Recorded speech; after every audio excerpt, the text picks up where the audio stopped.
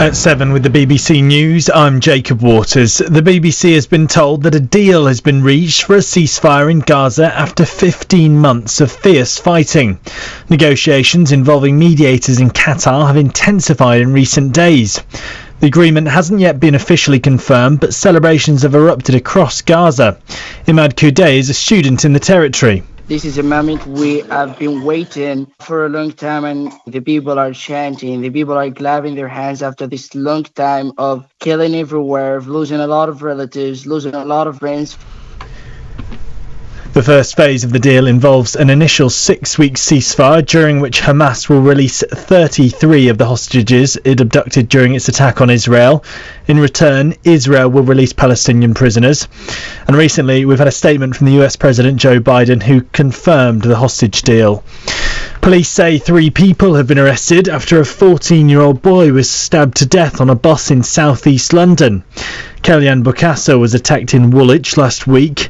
2 boys, aged 15 and 16, were detained on suspicion of murder, and a 44-year-old woman was arrested on suspicion of assisting an offender.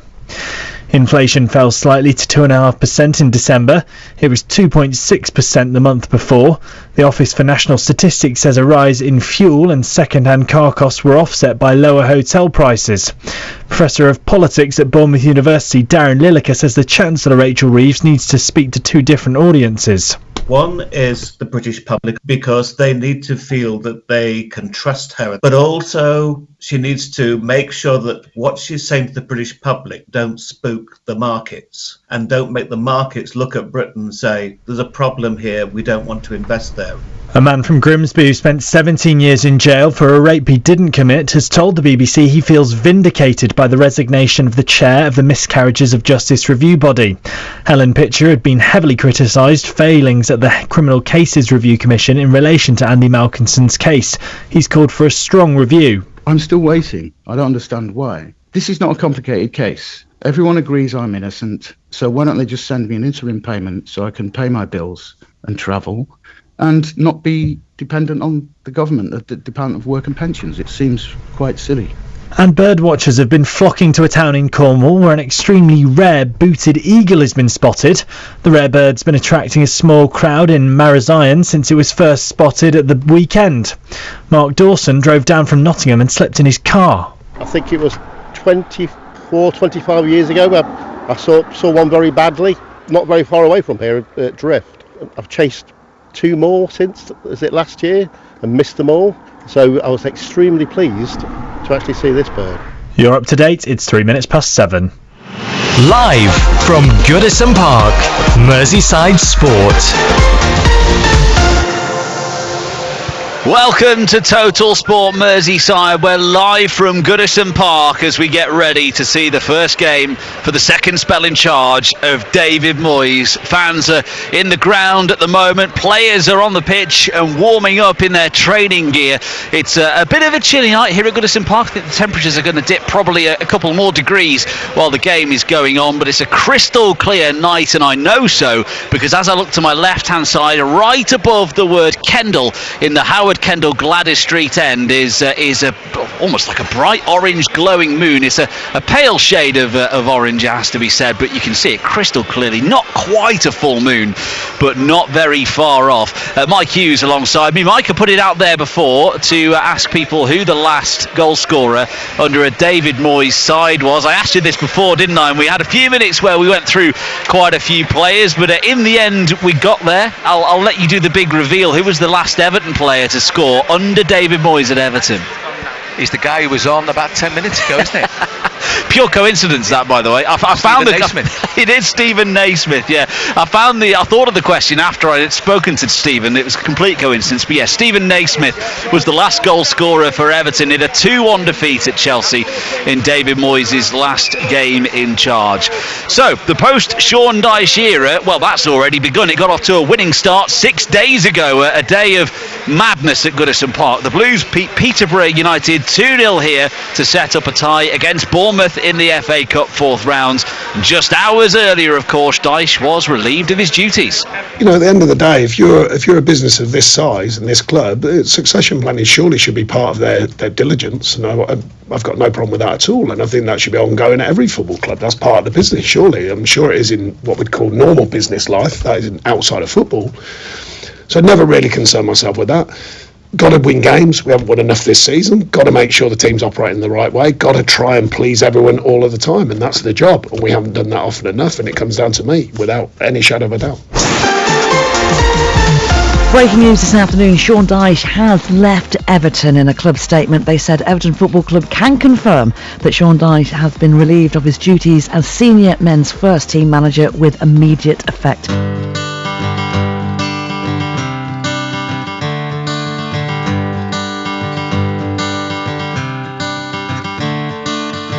Another turning point, a fork stuck in the road.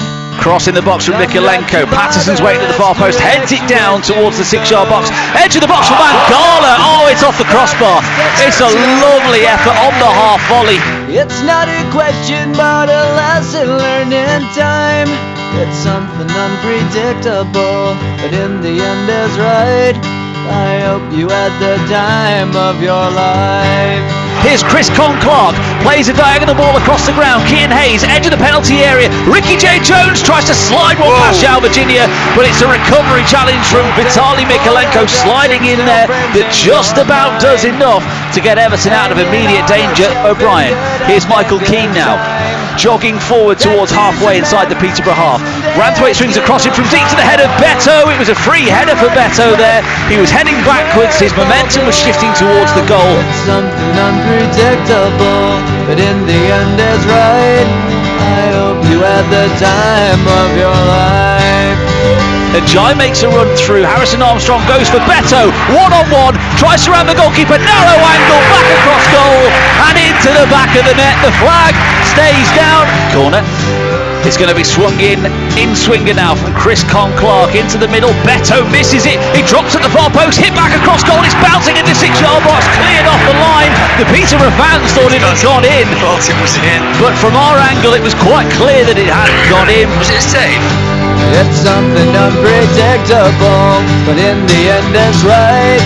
I hope you had the time of your life. And Illiman NDI will step up to hopefully send Everton through to the fourth round of the FA Cup. Right-footed. It's something unpredictable, but in the end is right. I hope you had the time of your life. He takes a slow run up and he rolls it gently across the turf, sends the goalkeeper the wrong way and sends Everton into the fourth round of the FA Cup. He twirls his hand in celebration. Total Sport. BBC Radio Merseyside. So Sean Dyche is no more. David Moyes is the man in charge and he's named his first 11. Mike Hughes can run us through the team. Jordan Pickford in goal, Ashley Young and Vitaly Mikalenko are the fullbacks right and left. James Tarkowski, the captain, alongside Jarrod Branthwaite at the heart of the Everton defence. Then it's Orel Mangala and Adrisagana Gay in the two deeper line midfield positions. Abdoulaye Doucouré playing just behind Dominic Calvert-Lewin, with Jack Harrison and Illiman Ndiaye in the wide areas at the top end of the pitch. On the bench, two goalkeepers, João Virginia and Asmir Begovic. Nathan Patterson, Michael Keane, Beto, Jake O'Brien, Jesper Lindstrom, Harrison Armstrong, who got the Player of the Match award in the last game for Everton here at Goodison Park, and 18-year-old striker, young Dutchman, Martin Sheriff.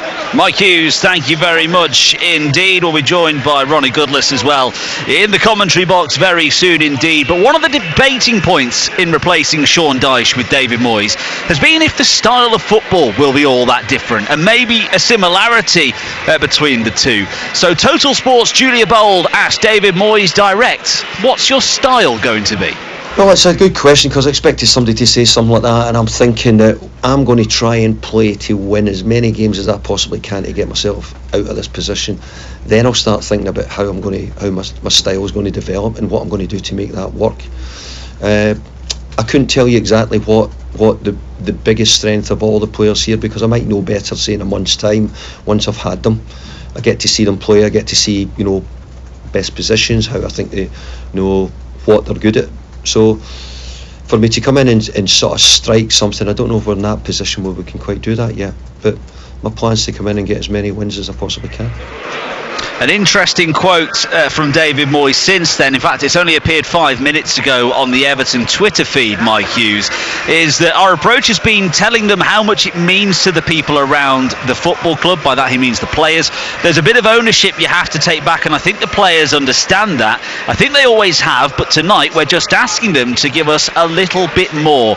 Interesting quote that, and it follows on from some of the comments he made in the press conference, actually. I wouldn't go as far to say he was digging the players out, but he was certainly intimating that the players have got more to do. And all the players must recognise that they are better than they've showed in the past few months under Sean Dyche. The goal scoring record is abominable. The amount of chances created really poor. The win record is really poor. And the players will know that they have to do an awful lot better.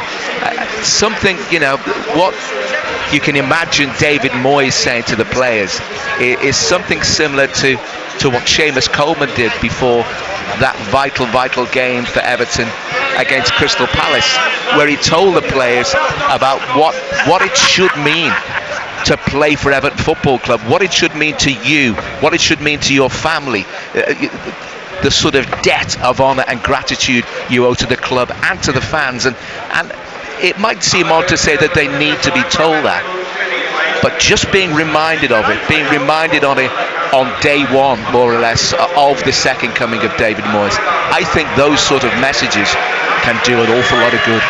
And it's probably, he wouldn't have had time to do too much more than talk to them really so far, because of the length of time it's been. He's only been in the building a few days. Of course, the Peterborough win, when the sacking was announced, was less than a week ago.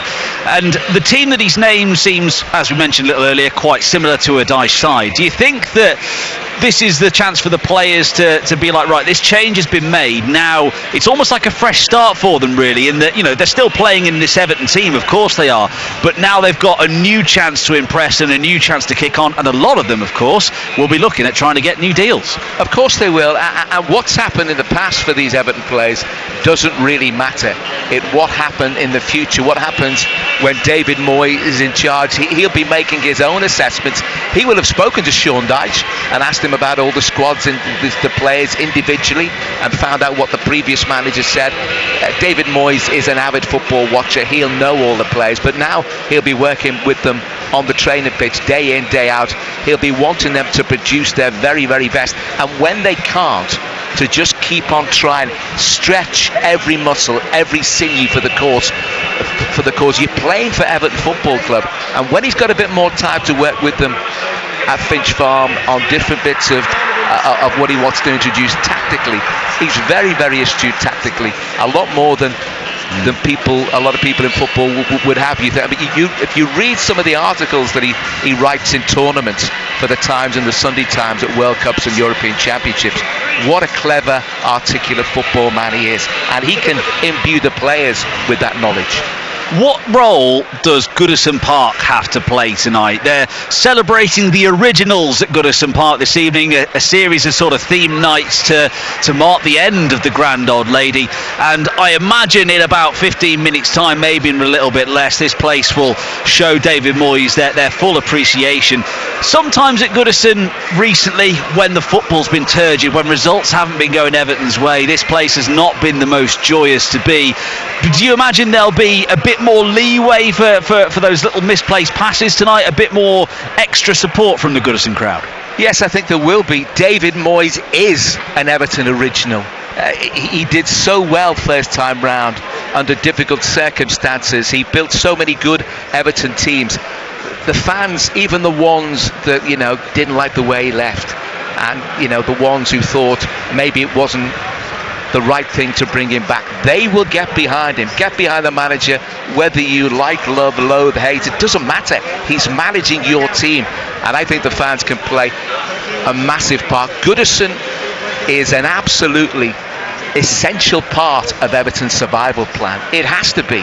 And when you consider the part the fans played in the last 2 great escapes, as they've always done, the fans have not been entertained. And we say that, that's an understatement over the past few months. Now it's a fresh start, and now if they can start getting behind the team in that massive fashion, it can make a huge difference. It was interesting because trying to gauge reaction both last Thursday ahead of the Peterborough game and tonight ahead of this one as well, it did seem like maybe Moyes wasn't a unanimous choice for now, maybe even to go forward as well. Some maybe even holding a bit of a grudge over the way he left the Blues and his attempts to take players with him to Man United all those years ago, of course.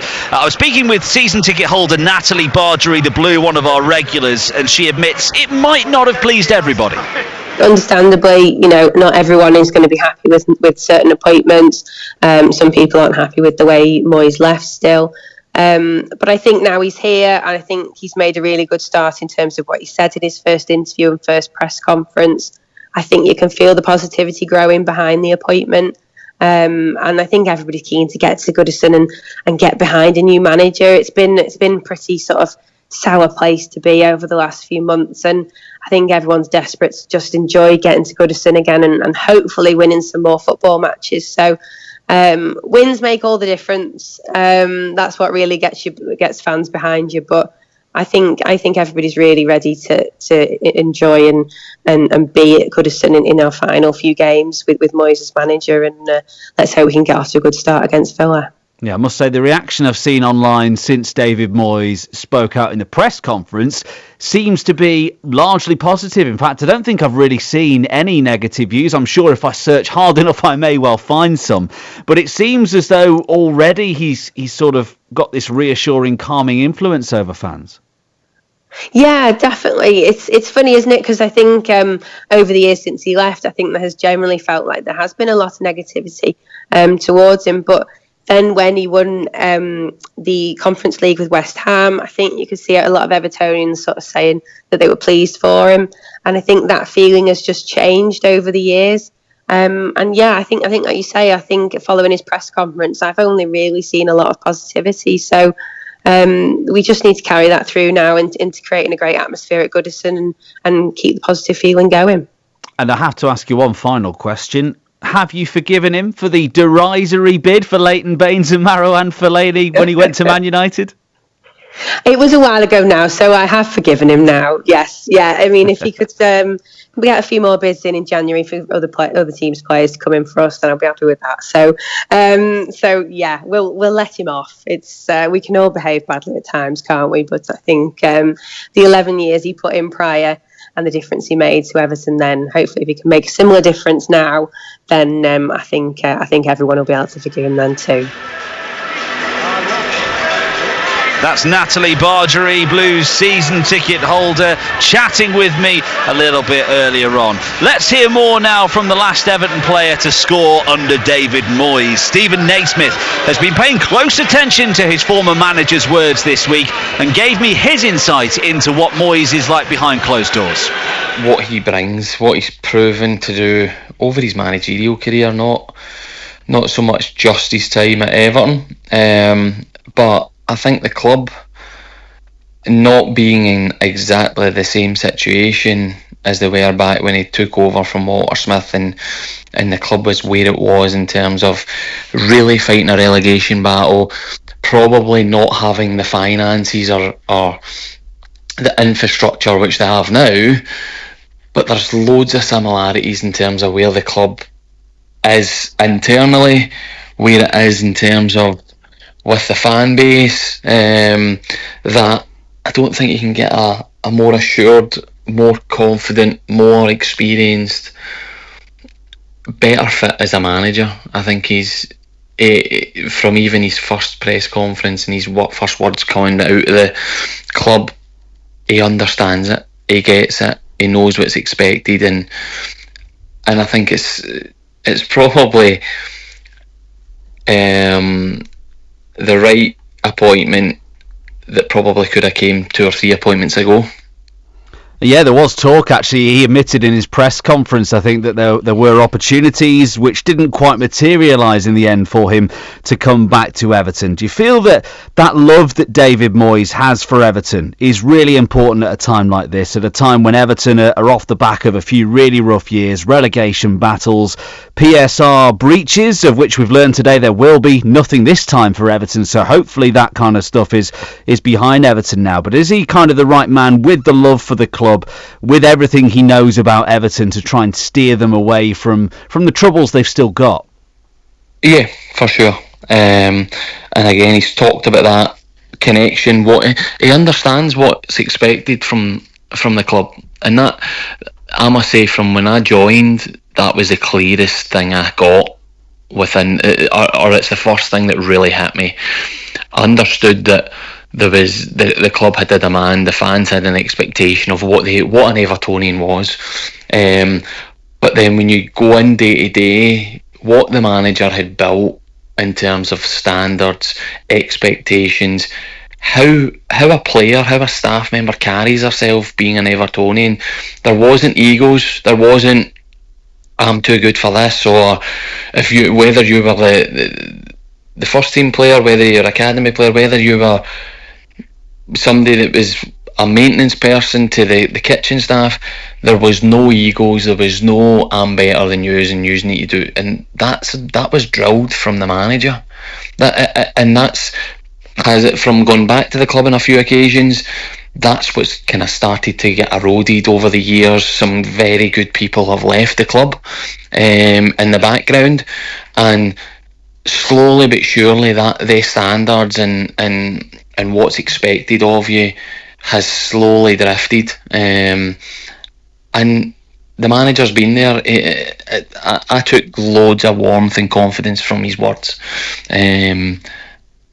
about going back, what it is, about where the club has been challenging. That's what's expected. The new stadium's elite. All he's talking about is the picture going forward, but he's got an understanding that short term everybody needs to get their head down, work hard and start performing. This is Total Sport Merseyside with me, Phil Munns, live from Goodison Park. We're minutes from the 7:30 kick-off of our live exclusive local radio commentary.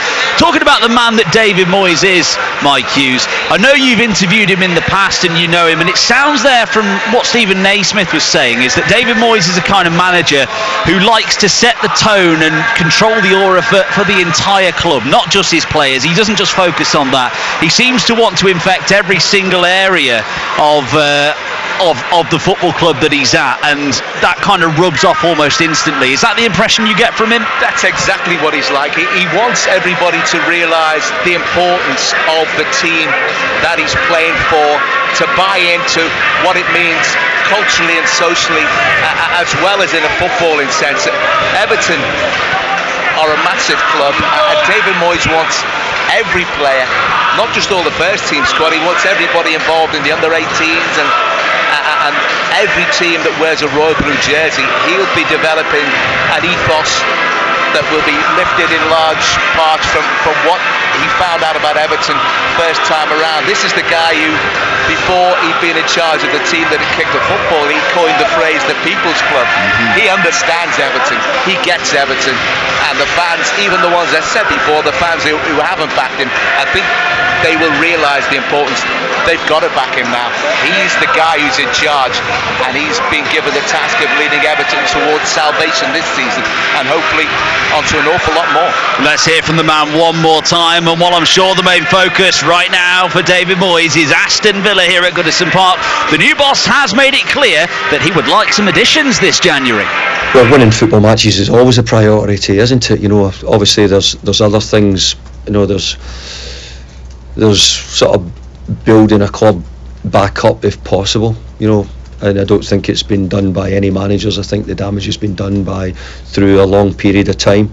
But I actually think, you know, I had a great time here. I'd love to be part of making it better if possible. I think at the end of it, there's a stadium, but the stadium looks the business. It looks elite. So we need to start getting some elite players. We need to start looking at the level of the players that we can give everybody something to shout about when we move to the new stadium. On that note, have you been given any indication at all about availability of funds in this transfer window, and is that something that you would seek to utilise immediately? Absolutely. If I can give the supporters something to shout about as well, we're bringing in some new players.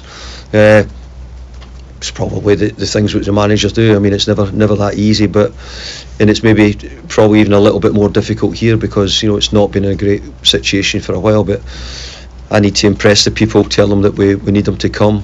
What we're going to try and do here. The new players who are going to come here, we want them to be excited by the thought of going to the new stadium. So overall, I hope we can all get together and find a way of spending a bit of money, but as you well know, we've still got a little bit of work to do to clear everything, so we need to be mindful of that as well. Decore edge the penalty, slides it through to Idrissa Gana Gueye, shoots it there!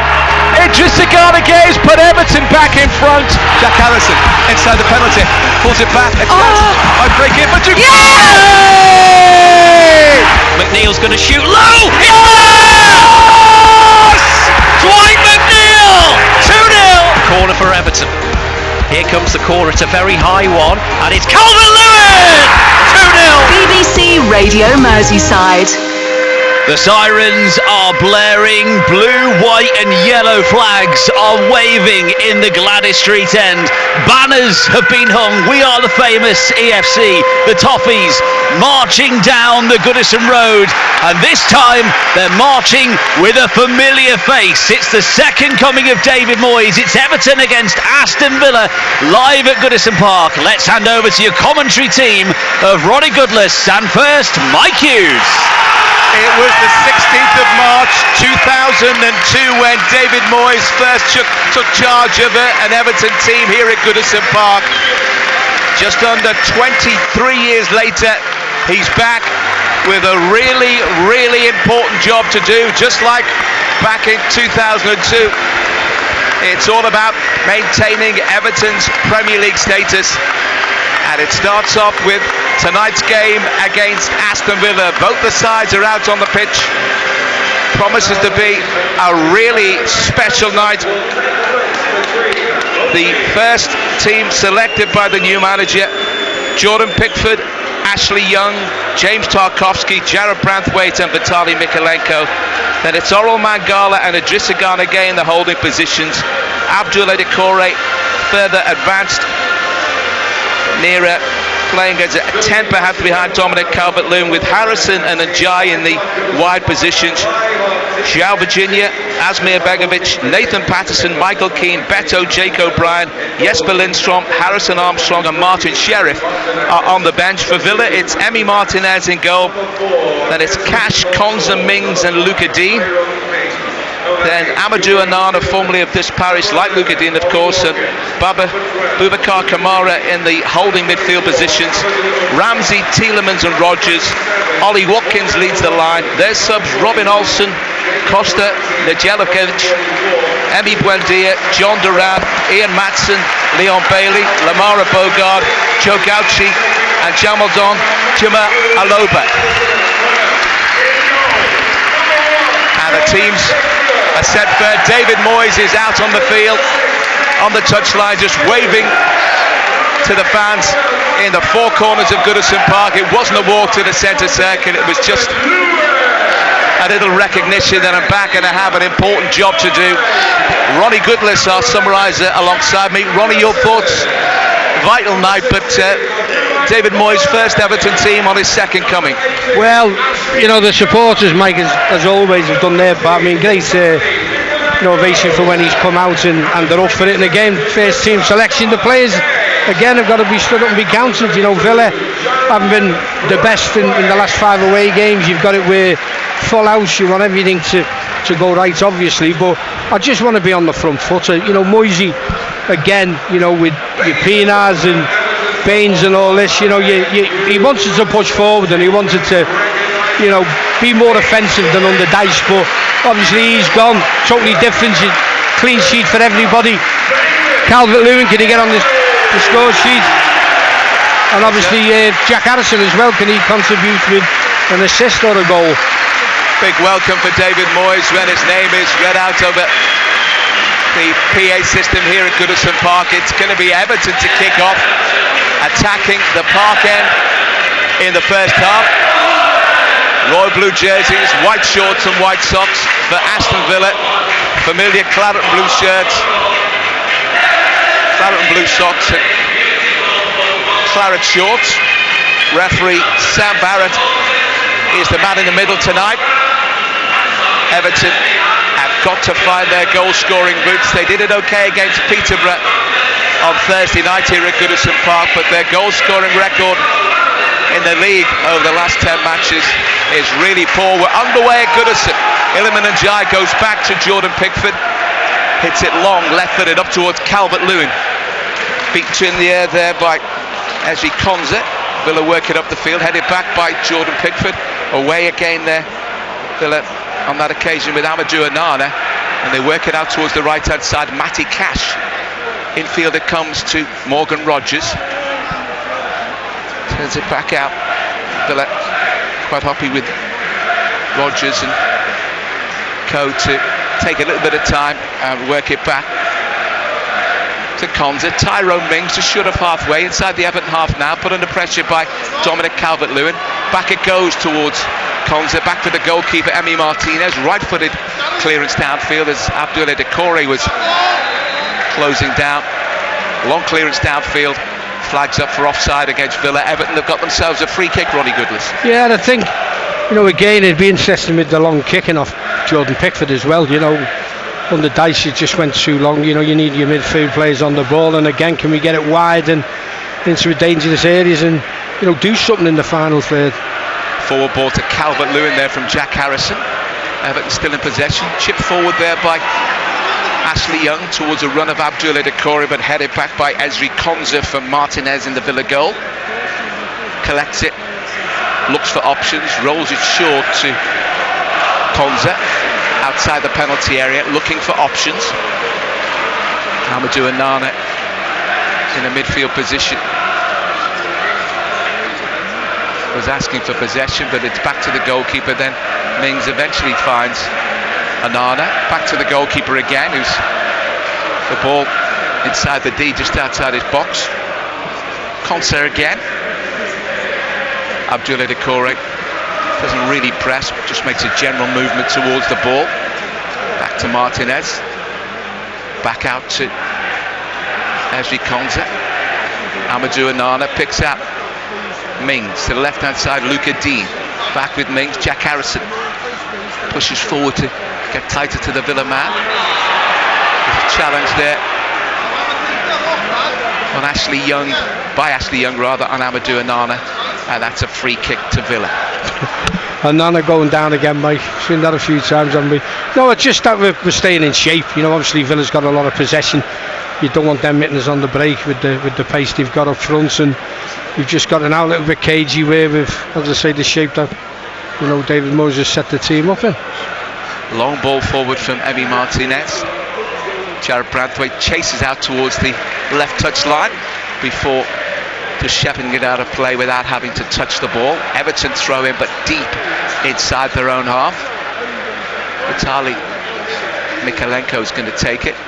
Looks for options, down the line he goes. It's a good throw, it's flicked on, but Villa hook it forward only as far as Iliman Ndiaye couldn't hang on to possession. Everton move it out to the left-hand side, takes the deflection off a Villa player. Everton throw, taken quickly. Back to Idrissa Gana again.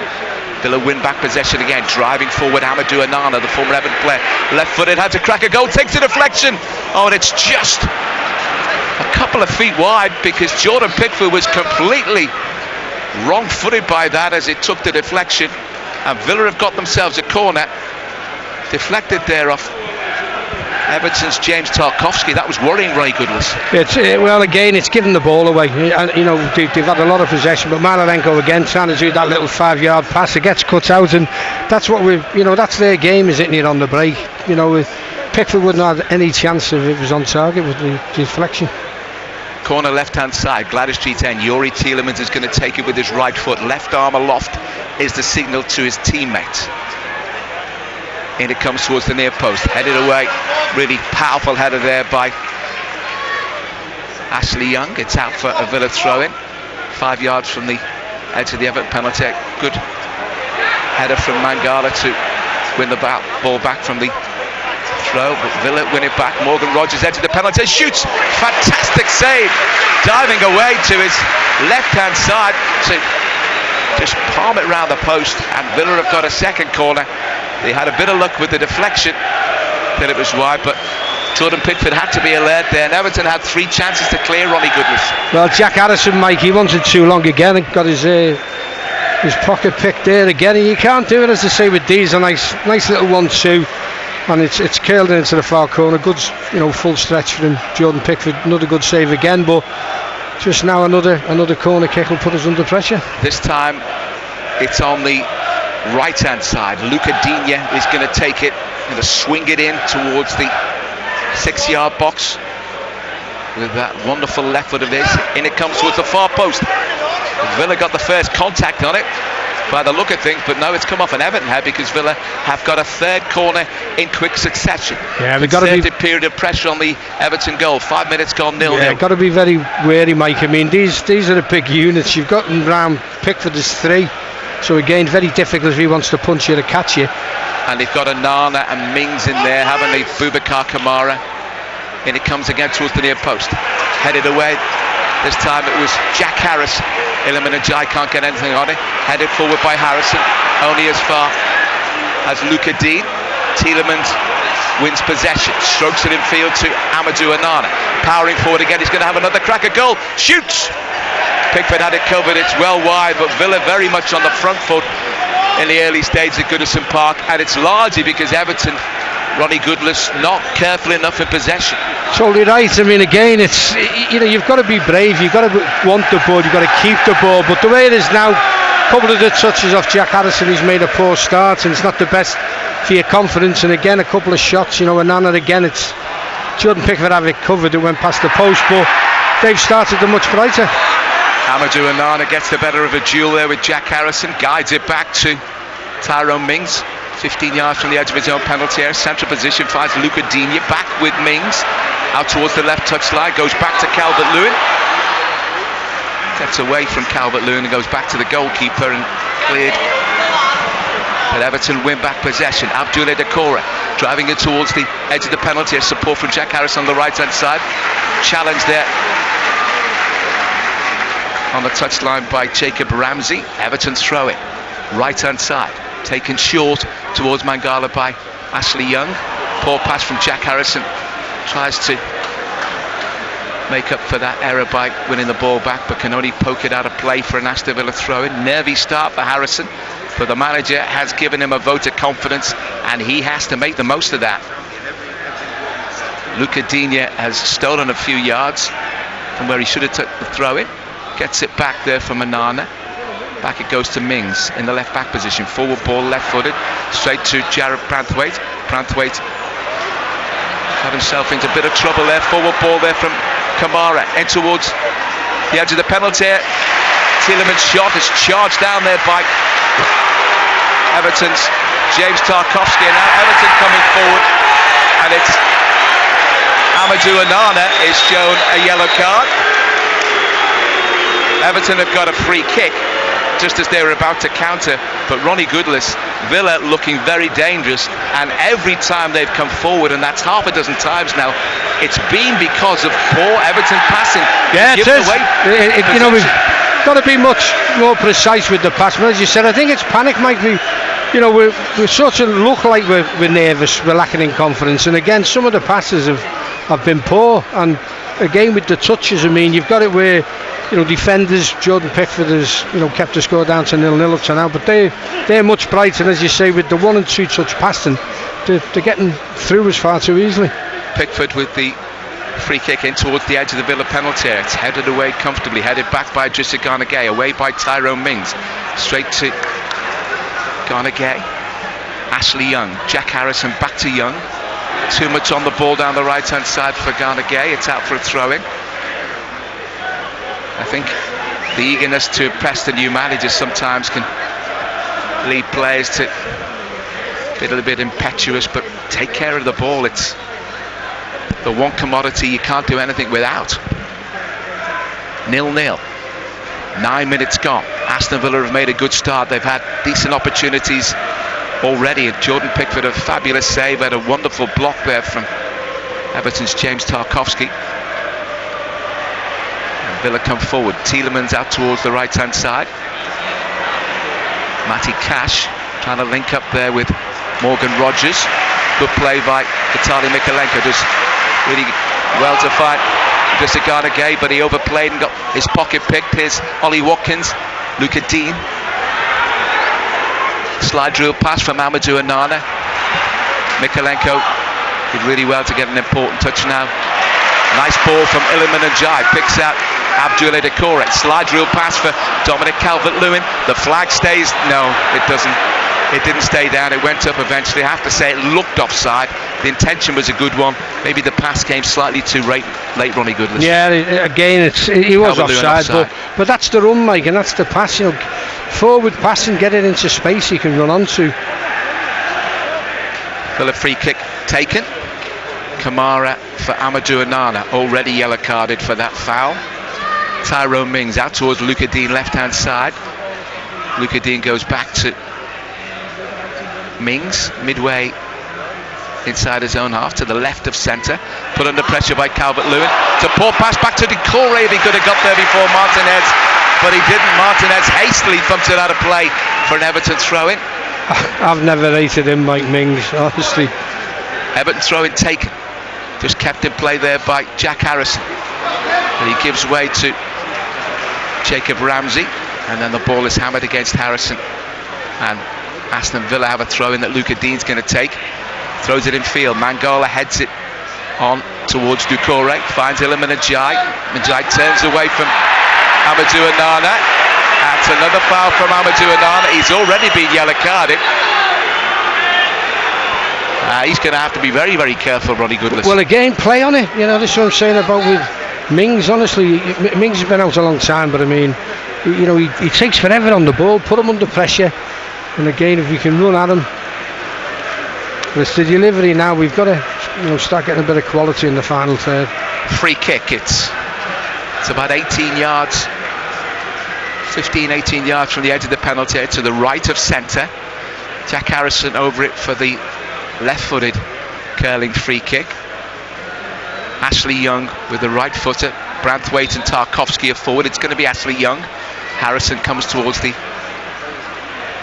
edge of the penalty. In it comes. It's a really poor one, headed away. First time of asking by Boubacar Kamara. Back with Ashley Young though, in towards the far post. It is won that time by Tarkowski. Knocks it down to Jared Branthwaite. Oral Mangala out towards the left hand side, and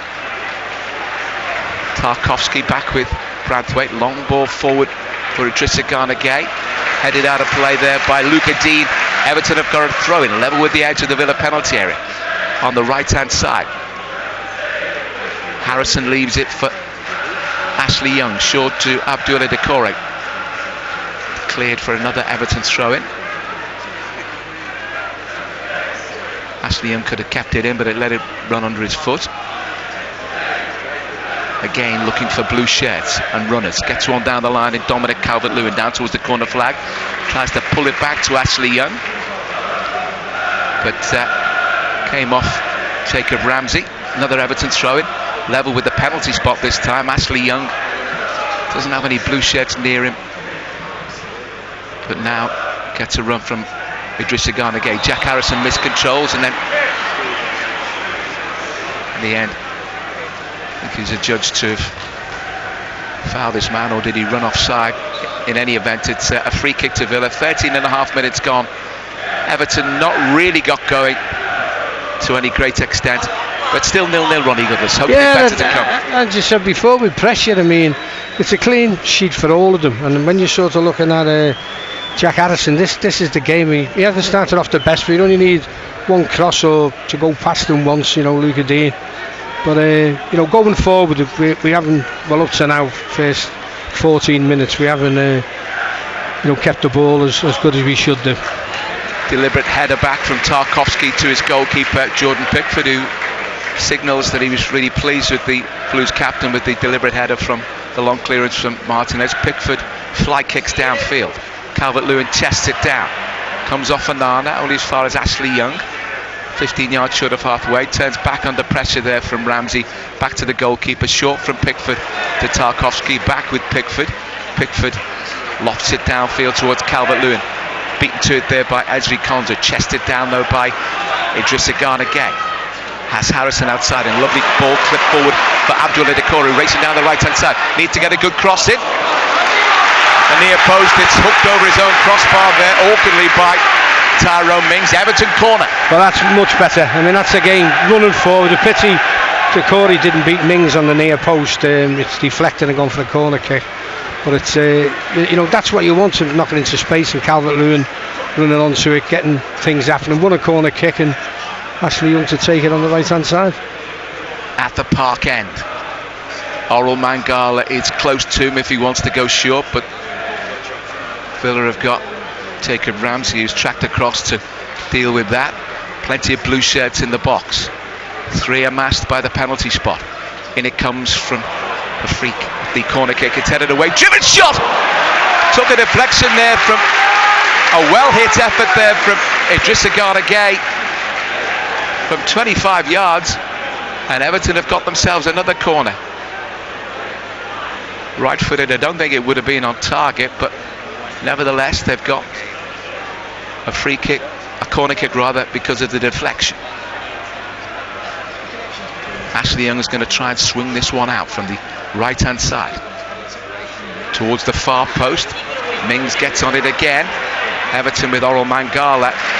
Got to the loose ball, back with Pickford. Pickford out towards Ashley Young, headed forward there by Ramsey. Jared Branthwaite. Oh, it's a really poor back pass, and Villa are in towards the far post. It's missed, thankfully, by Ollie Watkins. A really poor back pass from Ashley Young. And Everton at 6s and 7s as Jordan Pickford came out and realised he was in no man's land. Ollie Watkins took aim, right-footed, put it wide of the far post, and Everton have had yet another let-off, Ronnie Goodless. Well, that's massive. I mean, I thought he could have took it on, but he went for trying to curl it, and it just straightened up and went past the far post. But again, it's given the ball away. I mean, no pressure, and he just hasn't looked. He's just thought, OK, I'll knock it back to Jordan Pickford, and you've got Watkins on there who was onto it but missed the target. Everton have been really nervous in the opening 17 minutes or so, in a fashion that we've not really seen of them before when they've been playing poorly. But Calvert-Lewin races after possession, chips it in towards the far post from the right hand side. Too much air on that one, too much loft as he got down to the byline by the corner flag right hand side. But that's the problem. Taken by Emi Martinez. But that's the problem, the quality of it. He's done well, Calvert-Lewin. As I say, Mings for me is the weak link there. He's got his pace if he runs him wide, but it's obviously the service in and around that penalty area, and it's one that we've got a couple of corners and we've pushed forward. Matty Cash goes back to Boubacar Kamara just outside his own penalty area. Brings the goalkeeper into play. It's the ball from the goalkeeper out to Matty Cash that was almost intercepted by a blue shirt, but Villa eventually managed to fashion a way to get it back to the goalkeeper, and they come out of the penalty area now with the ball at the feet of Tyrone Mings. Turns it back to Emi Martinez. Short angle ball for Mings again to the left of centre. Luca Digne on the left hand side. Infield to Amadou Onana, already been booked. Back it goes to Mings. Morgan Rogers makes a forward move. Mings didn't pick the run, so has to maintain possession, then goes back to Ezri Konsa. Across to Boubacar Kamara, has Matty Cash out towards the right hand side, elects to come back in field towards Konsa. Long ball forward to Luca Digne. I think the flag should go up for offside, shouldn't it? No, it hasn't. Luca Digne still in possession, turns away from Jack Harrison. In field to Ramsey. Onana, short pass for Tielemans, back with Onana on his left foot, now his right. Short ball for Ramsey, back with Onana again, and they backpedal to find Tyrone Mings approaching halfway, clips it out towards the right hand side for Matty Cash. Polish international turns it back for Boubacar Kamara, and then Tielemans and Onana combine inside the centre circle with Amadou Onana, works it back for Ezri Konza. Everton noticeably not sort of pressing forward to any great extent to overcommit. Just came off Decore there, but rebounded fortuitously for Villa to eventually work it back to Martinez. Martinez back out to Mings. Amadou Onana again inside just approaching the centre circle inside his own half. Finds Mings again, just breaks over halfway. Short ball to Luca Digne on the left-hand side. Back with Mings again. Every royal blue jersey behind the ball. 0-0 at Goodison Park. Shaky opening 20 minutes for Everton. They've gifted Villa a few chances, which thankfully they've not been able to accept. And now it's back with Martinez again. Short ball for Amadou Onana. Back with the goalkeeper again. Back with Onana again. It's back with the goalkeeper again. They're short on ideas, Villa. It's a testament to the good shape that Everton are keeping, but Everton haven't got enough possession to cause enough damage with it. Yuri Tielemans slides it forward. Good interception by Orel Mangala. Abdoulaye Doucouré has Iliman Ndiaye outside him to the left-hand side. Back it goes to Vitaly Mikalenko. Iliman Ndiaye almost had it stolen from him, but Everton link up nicely with Idrissa Gana Gueye. Vitaly Mikalenko was challenged. It's come out for, and Everton's throwing on halfway. 0-0. They've just got to show more invention, Ronnie Goodless. It is, 0-0 you'd say, okay, first 20 minutes not the best, but we're still in it, and that final third, as I say, we haven't created anything up to now. Martinez has just had back passes and passing the ball. We need to work him. Abdoulaye Doucouré, his 150th Everton appearance tonight. If he can mark that with a goal or two, that would be a very, very special memory for him and for all the Everton fans. Villa in possession. Tyrone Mings gets it back from Amadou Onana, midway inside his own half, central position. Short ball there for Ezri Konza. Angled pass out to the right hand side for Cash. Back for Konza again. Waiting for Everton to press, and Doucouré ambles forward. It's back for Martinez, who spent an awful lot of time outside his own penalty area. He's 6 or 7 yards outside the box, just in front of the D. Finds Mings to the left of centre. Chip ball forward for the run of Luca Digne down the left hand side. Tries to control it. Jack Harrison gets back goal side, but it comes off him and behind for a corner. I think the attempt was to try and put it out for a throw in, but I think it's gone for a corner kick that Tielemans is going to take. More danger for Everton, more defending to do, Ronnie Goodless. Yeah, really patient build-up by Villa, but a couple of times when we've pressed them, we've won the ball back, and it's just obviously the manager wants them to keep the shape like that, but I just think it makes it slightly easier possession-wise for Villa. Tielemans places the ball down on the edge of the corner quadrant, left-hand side, Gladys Street end. Signal again with that left arm aloft in towards the near post. Another good header away there by Ashley Young. Retrieved again by Tielemans. Gets the cross in. Good take by Jordan Pickford at a stretch underneath his crossbar.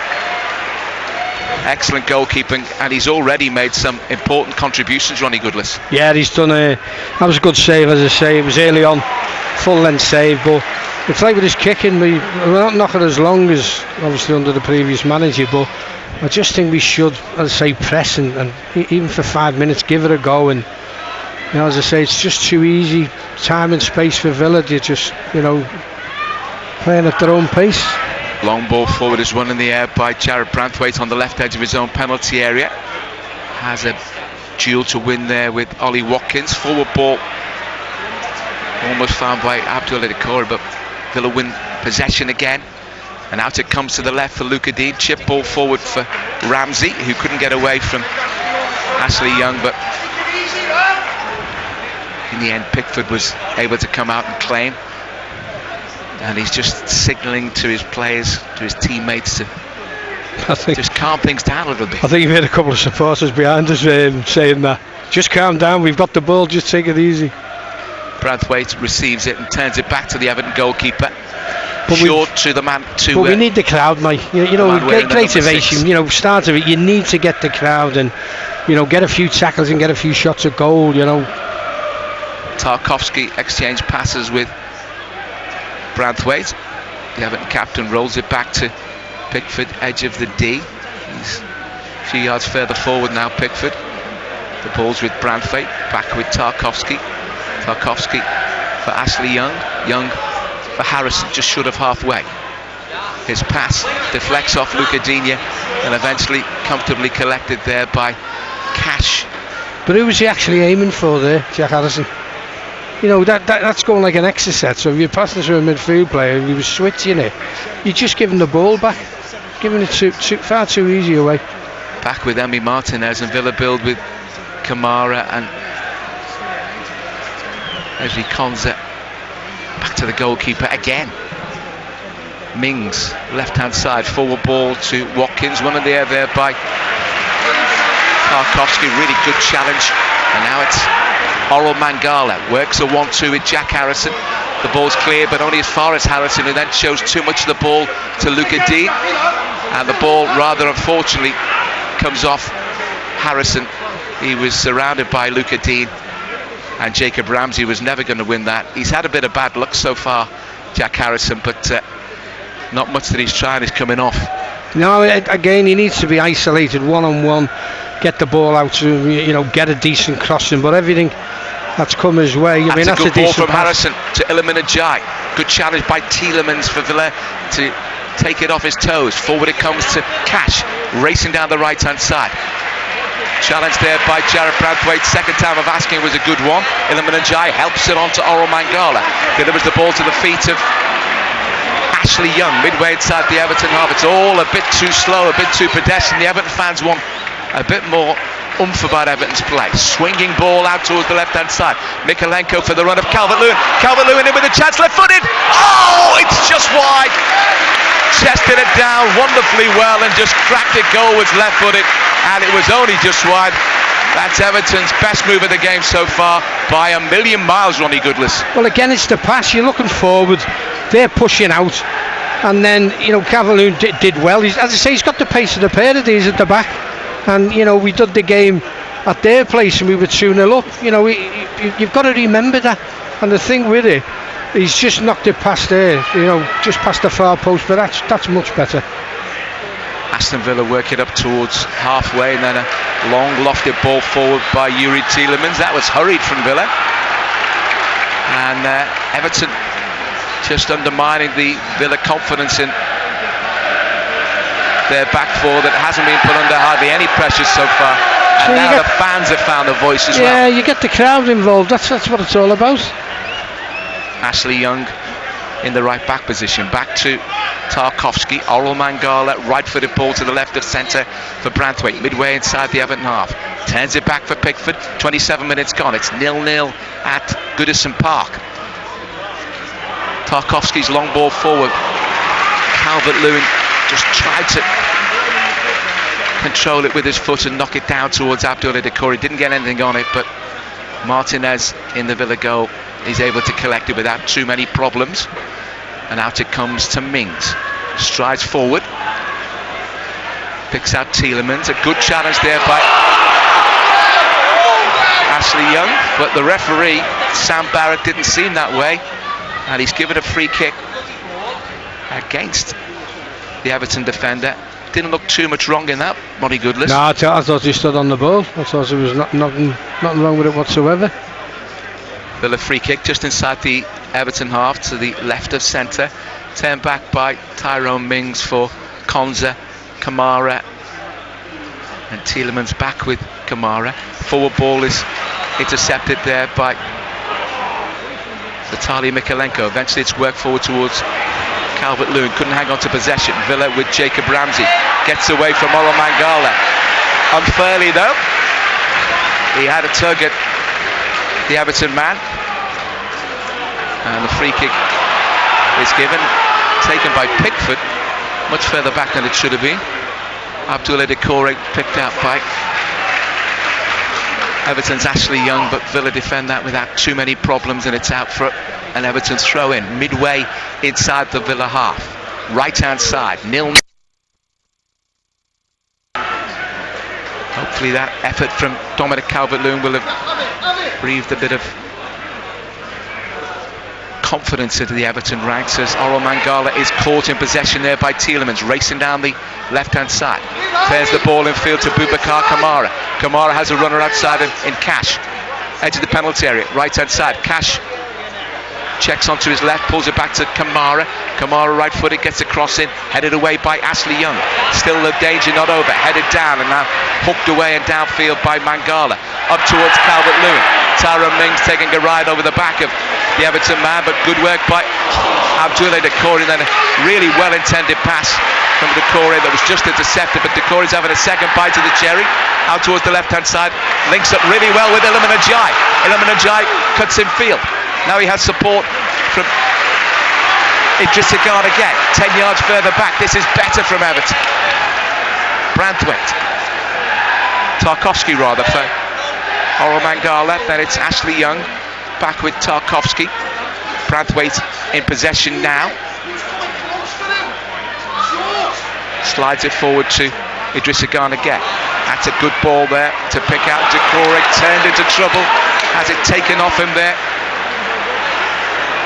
Villa, Morgan Rogers just stole it from him, and Villa move it out to Ramsey and then back with Amadou Onana.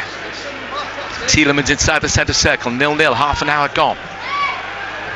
It's a real shame that Ronnie Goodless. Doucouré turned into trouble after some good work. Yeah, but as I say, it's you know, it's being aggressive as well. Luca Digne threads it in field. Onana links up with Tyrone Mings. Back to halfway to Kamara. Short ball to Rogers. Back with Kamara. Calvert-Lewin pressing forward. Villa moving towards the edge of the penalty, and Morgan Rogers challenged. Still has possession. And Villa win a free kick for the foul there on Ramsey. Edge of the D. And then it's a really, really dangerous position. Had some serious defending from Everton to do from the free kick, Ronnie Goodless. Well, look, he hasn't got a yellow card as well, Ashley Young there. But again, it's when they break from midfield, it's that quick passing, quick 1-2 to get the ball forward quickly, and they got the pace up front. I mean, Tielemans you've seen Luca Digne. I mean, he got some good free kick takers. I mean, but he's come out. He's had a couple of words. Jordan Pickford setting the wall up. So, but this is. It's far enough out as well. It's not right. It's where the D is. So it's that Everton wall actually seems too far back. It seems a lot more than 10 yards. And as you say, it's just a yard outside the D. So it's in a good position to get it up and down. Luca Digne, we know he can do. Yuri Tielemans with his right, Luca Digne with his left. They're the options. And Villa, every time they come forward, never mind this free kick, every time they come forward, they have so many options. But it's either Tielemans or Luca Digne. Gladys Street End, more defending for Everton to do. The wall has to do its job, and so too does Jordan Pickford. 32 and a half minutes gone. They've got three players as well in front of our three wall, Villa players who are going to split as soon as the free kick is taken. Luca Digne curls it into the wall. The Villa players are appealing for a handball. I'm not too sure they've got any chance of that being given. But in the event, it's gone behind for a goal kick as the wall did its job and Villa tried to press forward.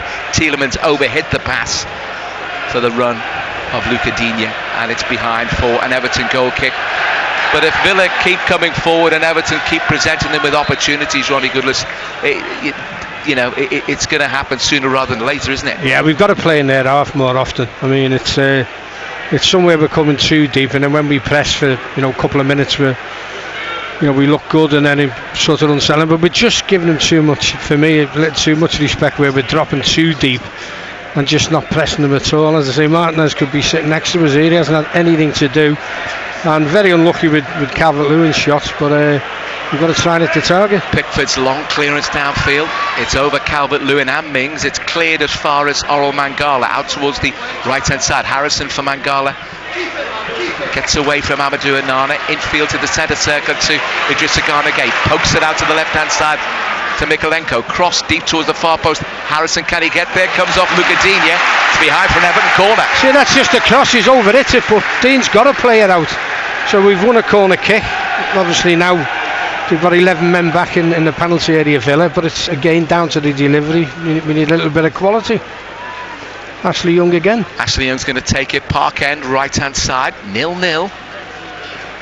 Aston Villa certainly have had much the better of things so far. Everton have had the moments and are getting better as the game progresses, but they've got to cut out those defensive errors, and they've got to cut out the shoddy passing as well. Ashley Young, right arm aloft, corner towards the far post, headed away by Mings again, driven shot. Branthwaite hooks it on towards Calvert-Lewin, takes it down, acrobatic overhead kick from inside the penalty area there from Tyrone Mings, but now the flag has gone up for offside and Villa have got themselves a free kick. It's just making first contact on the corners, and nearly every corner that's come in, it's been won by Tyrone Mings. Yeah, and there's no change. You know how to take a short one, do it long, do something a bit different, but we seem to be doing it with. I mean, these are the big side, and we've got Branthwaite, Tarkowski and Calvert-Lewin, and that, obviously that's all, but the delivery, and it hasn't been the best up to now from corner kicks. 10 minutes to go to the break. It's 0-0. Villa in possession. It's lofted back by Boubacar Kamara. Newcastle leading Wolves by a goal to nil. Luca Dean put under pressure. Alexander Isak scored again for Newcastle. Everton now stepping up to the plate, and good work there by Idrissa Gana Gueye after receiving the ball from Ashley Young, and now it's helped on by Orel Mangala to Abdoulaye Doucouré, right hand side back with Young. And Branthwaite's going to go back to the goalkeeper. Unfortunately, they just couldn't pick a way through those passes in trying to get the ball into decent areas. Branthwaite finds Gana Gueye. Tarkowski. It's a good pass to find Branthwaite in space. Vitaly Mykolenko looks for options. Goes back to Branthwaite. And Pickford, who's midway inside his own half, the Everton goalkeeper. Tarkowski for Branthwaite again. Back for Pickford, who clips it forward long towards Calvert-Lewin. Flicks it on. Luca Dean gets there first and turns it back to Tyrone Mings. Back for the goalkeeper. Oh! Nearly Everton, as the clearance came out, Orel Mangala looked to have got there first, and as he slid in to win the ball, the referee, Sam Barrett, has given a free kick. Now, in what way was that a free kick? He challenged for the ball. The player who was alongside him made the movement towards it. Strange decision. I think he's... Yeah, but pressing like that, Mike, I mean, that's what we should be doing. Yeah, they make mistakes, world-class players make mistakes, but if you don't put them under pressure, bad players look good, and you've got it again where, we've pressurised them, won it back, okay, they feel choosy with the free kick. Everton are given possession. Ashley Young makes a run infield. Vitaly Mykolenko, left-hand side, level with the edge of the penalty, pulls it across towards Doucouré! Pokes it goalwards, right-footed. It's a good save by Martinez. He didn't have to move too far, but that was a clever run by Abdoulaye Doucouré towards the ball. He had to hit it first time. Didn't get too much of a contact on it. Saved by the goalkeeper. That's better from Everton. A bit more ingenuity and endeavour. That combination in the final third, and good work by Ashley Young. Yeah, I mean that's what you need. I mean, Ronnie's put players under pressure. He's won the ball, good ball, and then again, he's a left-footed that struck that with his left there, coming from that side. But Doucouré, at least he was in there, and a save of Martinez. Martinez has possession, edge of the D. The goalkeepers have had so much of the ball at the feet tonight. Both of them, mainly Martinez, and he has it on the right-hand side. Out it goes to Matty Cash, and the ball's gone out for an Everton throw-in.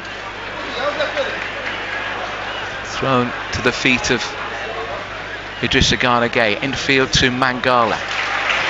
Nice pass to the right of centre for Ashley Young. gives it away to Luca Digne, infield to Watkins, touches it onto Tielemans, angle ball to the left hand side for Ramsey, has Luca Digne moving away to the left hand side, cuts infield instead to find Tielemans. Tielemans picks out Boubacar Kamara, helped on by Rodgers to Cash, right hand side, crossing opportunity, in it comes, headed away by Mangala, straight to Boubacar Kamara, right footed shot, good save there from Pickford, and hacked away there by Jarrett Branthwaite with the clearance. Good stop from Jordan Pickford, but Villa, some really decent build-up play and trying to find a way through the Everton rearguard. They managed to do that. It was a good save from Pickford. Still in possession, Aston Villa. 39.5 minutes gone, 0-0.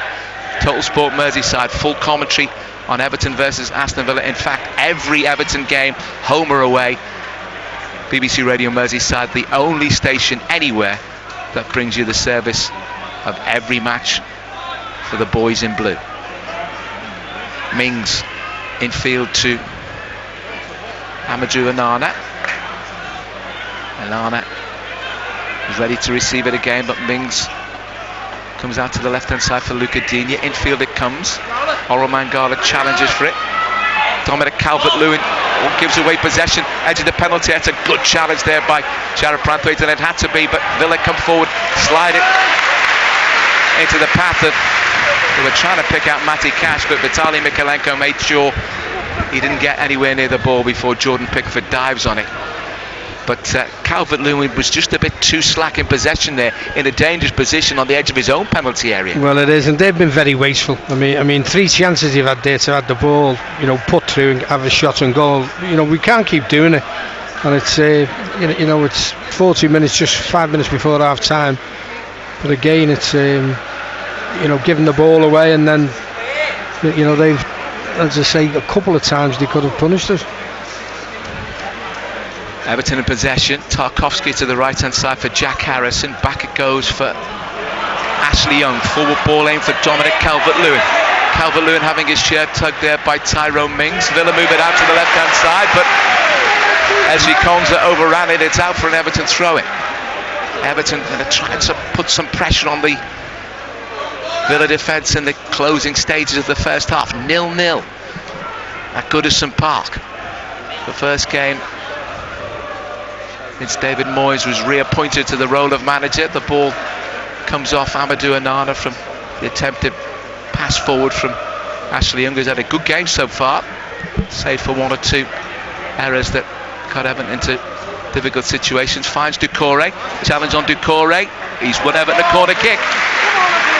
Did really well because he'd actually miscontrolled the ball initially, hadn't he? No, he's, as you say, he's won that himself. I mean, he's just turned his body, and it's I keep saying it over the delivery though. I mean, Ashley Young has got to get more quality in.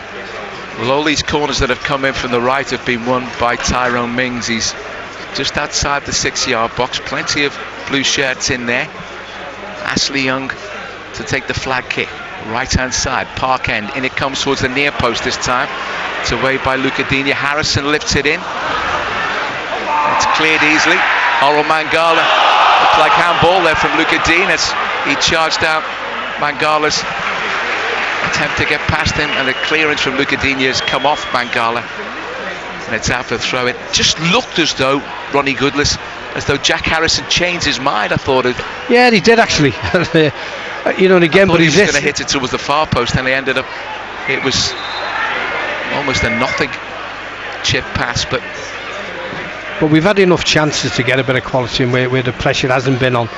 I mean, he did change his mind, and I think he was just going to chip it near, and the lads put him under pressure, and he's sort of swung at it. But again, that's been a disappointing thing, in that final third. Throw in for Villa. Luca Digne to take. It's level with the edge of the Villa penalty, slightly further forward than that, or certainly that's where Luca Digne is taking it. Down the line, headed in field by Everton's James Tarkowski, headed on by Tielemans, headed forward by Idrissa Gana Gueye.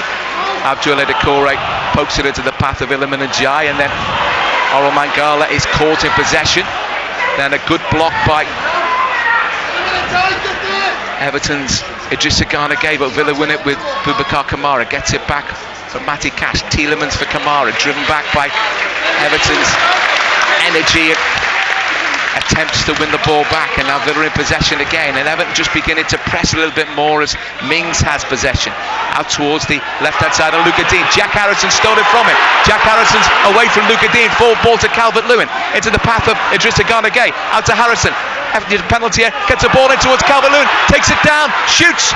Oh, it's blocked on the line there by Boubacar Kamara. Calvert-Lewin just didn't get hold of it. There wasn't enough power on it, not enough direction. But Everton's pressing now has got Villa looking like a different team. And they've almost won back possession again. But now Villa have it with Onana. Out towards the right-hand side for the run of Ollie Watkins. Mikalenko's racing after him. Rodgers making a forward move. Ramsey towards the far post as well. Watkins down towards the byline, pulls it back. Away from Idrissa Gana Gueye, left-footed. But Calvert-Lewin just couldn't get enough power on the shot, Ronnie Goodless. Yeah, we should have been doing this from the off though, Mike. I mean, that's sort of disappointing me over pressing. As I say, these aren't Real Madrid. You know, away from home they haven't done well, and you've got to put people under pressure. And as you said with Calvert-Lewin, I mean, that was a decent move again. And it's just, you know, to get the shot away, you know, earlier. And it's just, as you say, just well, he never caught it right. I mean, I thought the lad had got a block, but it bounced, and again, just never had that look that it's got it cleared off the line. We're playing 1 minute of added time here at Goodison Park. 0-0 it remains. Everton are warming to the task. Villa still looking threatening. Everton have found a bit more energy and a bit more courage. But here come Villa with Morgan Rodgers inside the penalty. His shot is blocked. Break for Villa. And it's hooked wide with a great position there from Jacob Ramsey. Just a couple of yards further back from the penalty spot. Right-footed. It was all opening up for him. And thankfully Ronnie Goodlis, he's put it wide. That was another great chance for Villa. Yeah, you've got it down that right hand side again, but as you say, it's come back. As soon as he pulled the trigger, you thought the worst, and you know, is the neck going to bulge, but it's gone wide. And as I say, get in, you know, half time 0-0, and half time whistle at Goodison Park. The fans will certainly be encouraged by the performance. As the game has elapsed, Everton have got better after a really nervous opening when Aston Villa had them on the back foot because Everton's defending had been slack. Their use of the ball had been poor. They were presenting Villa with opportunities, and very early on a cracking shot from Morgan Rodgers, right-footed from the edge of the penalty area. Flying save away to his left-hand side from Jordan Pickford. Calvert-Lewin's gone close on a couple of occasions, one just wide from the inside left channel after a lovely link-up and a long ball forward from Mikalenko. Controlled it, left-footed angle drive just wide. Calvert-Lewin close again just before the break, but Villa with Ramsey's shot wide just before the half-time whistle have had countless opportunities. Thankfully the Everton goal has stayed intact. It's a game where there could easily have been 4 or 5 goals. As it stands, there haven't been any. David Moyes will know that Everton can get better in the second half, and they'll have to. They've got to find the back of the net, but the way they've pressed Aston Villa much more in the last 10-15 minutes of the half will give them some encouragement.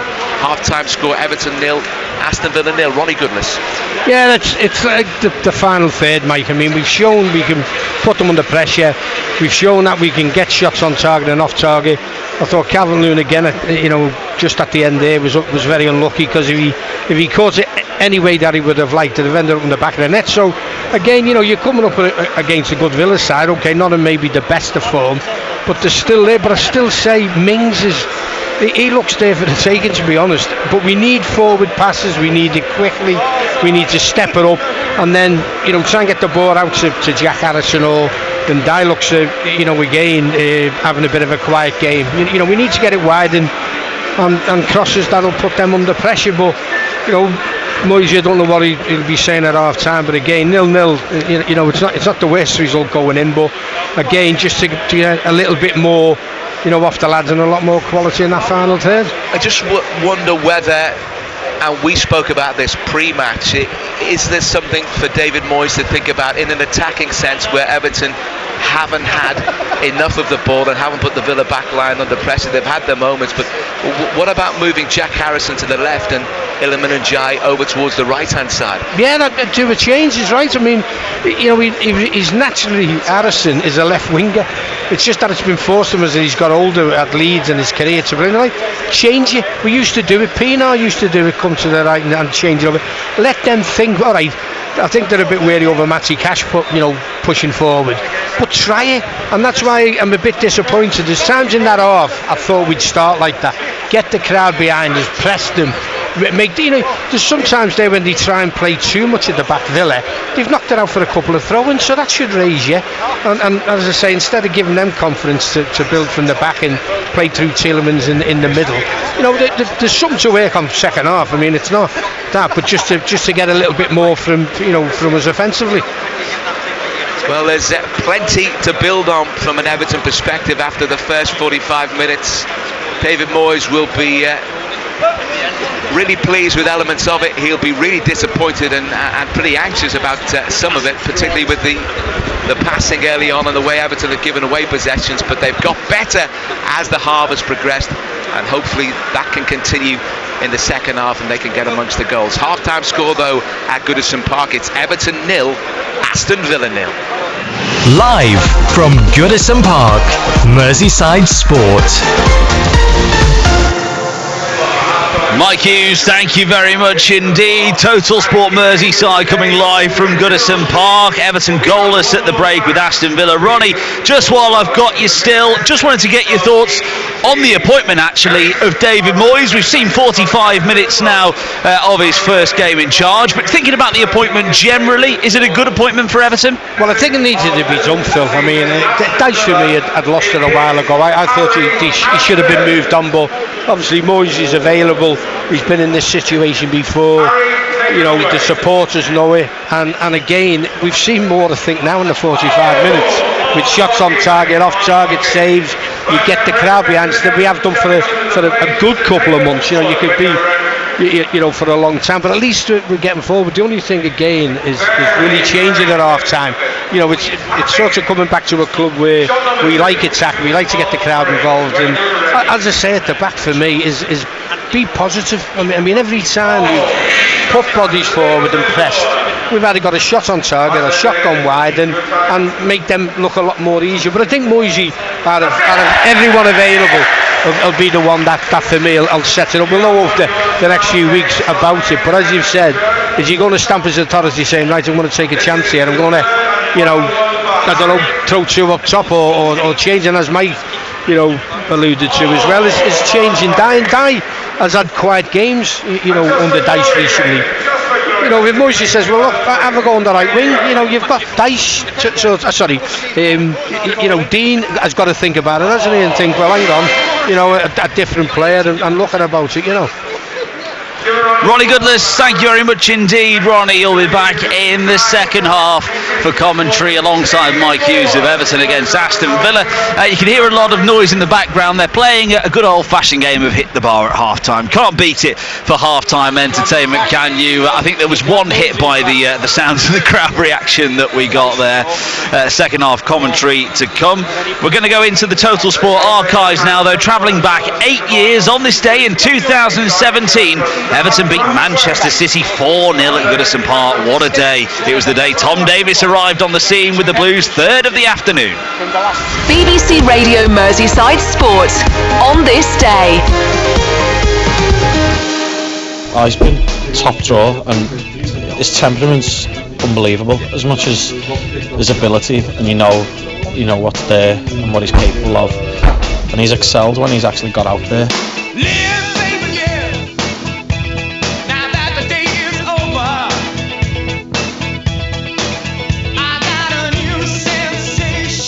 Davis plays the ball through.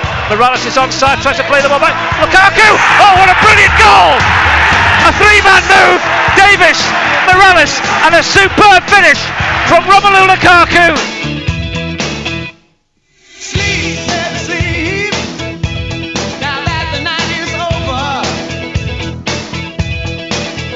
Kevin De Bruyne has got a spare man here in Clichy. Clichy with the chip over the back. They're looking for the header by Sanya, and off the line by Davis. That was another great move by City, and Tom Davis in the right position kept it at 1-0.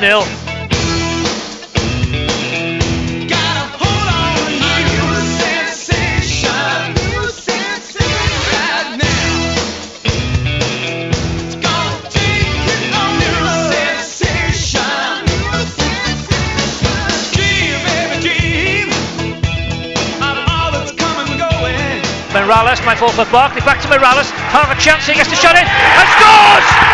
A brilliant finish by Kevin Morales, and Everton have doubled their advantage. Great work by Lukaku, battling by Morales, and he made it count. It's his third goal of the season. Tom Davis charging downfield, going up against Yaya Toure, inside him, getting towards the edge of the area. If he can get the ball out to Lukaku, here's Barkley looking for space, playing it in for Davis. Can he finish them off here? Trying to dink it across, and Lukaku scores! It's 3-0 to Everton, a brilliantly worked goal, and it's claimed by Tom Davis.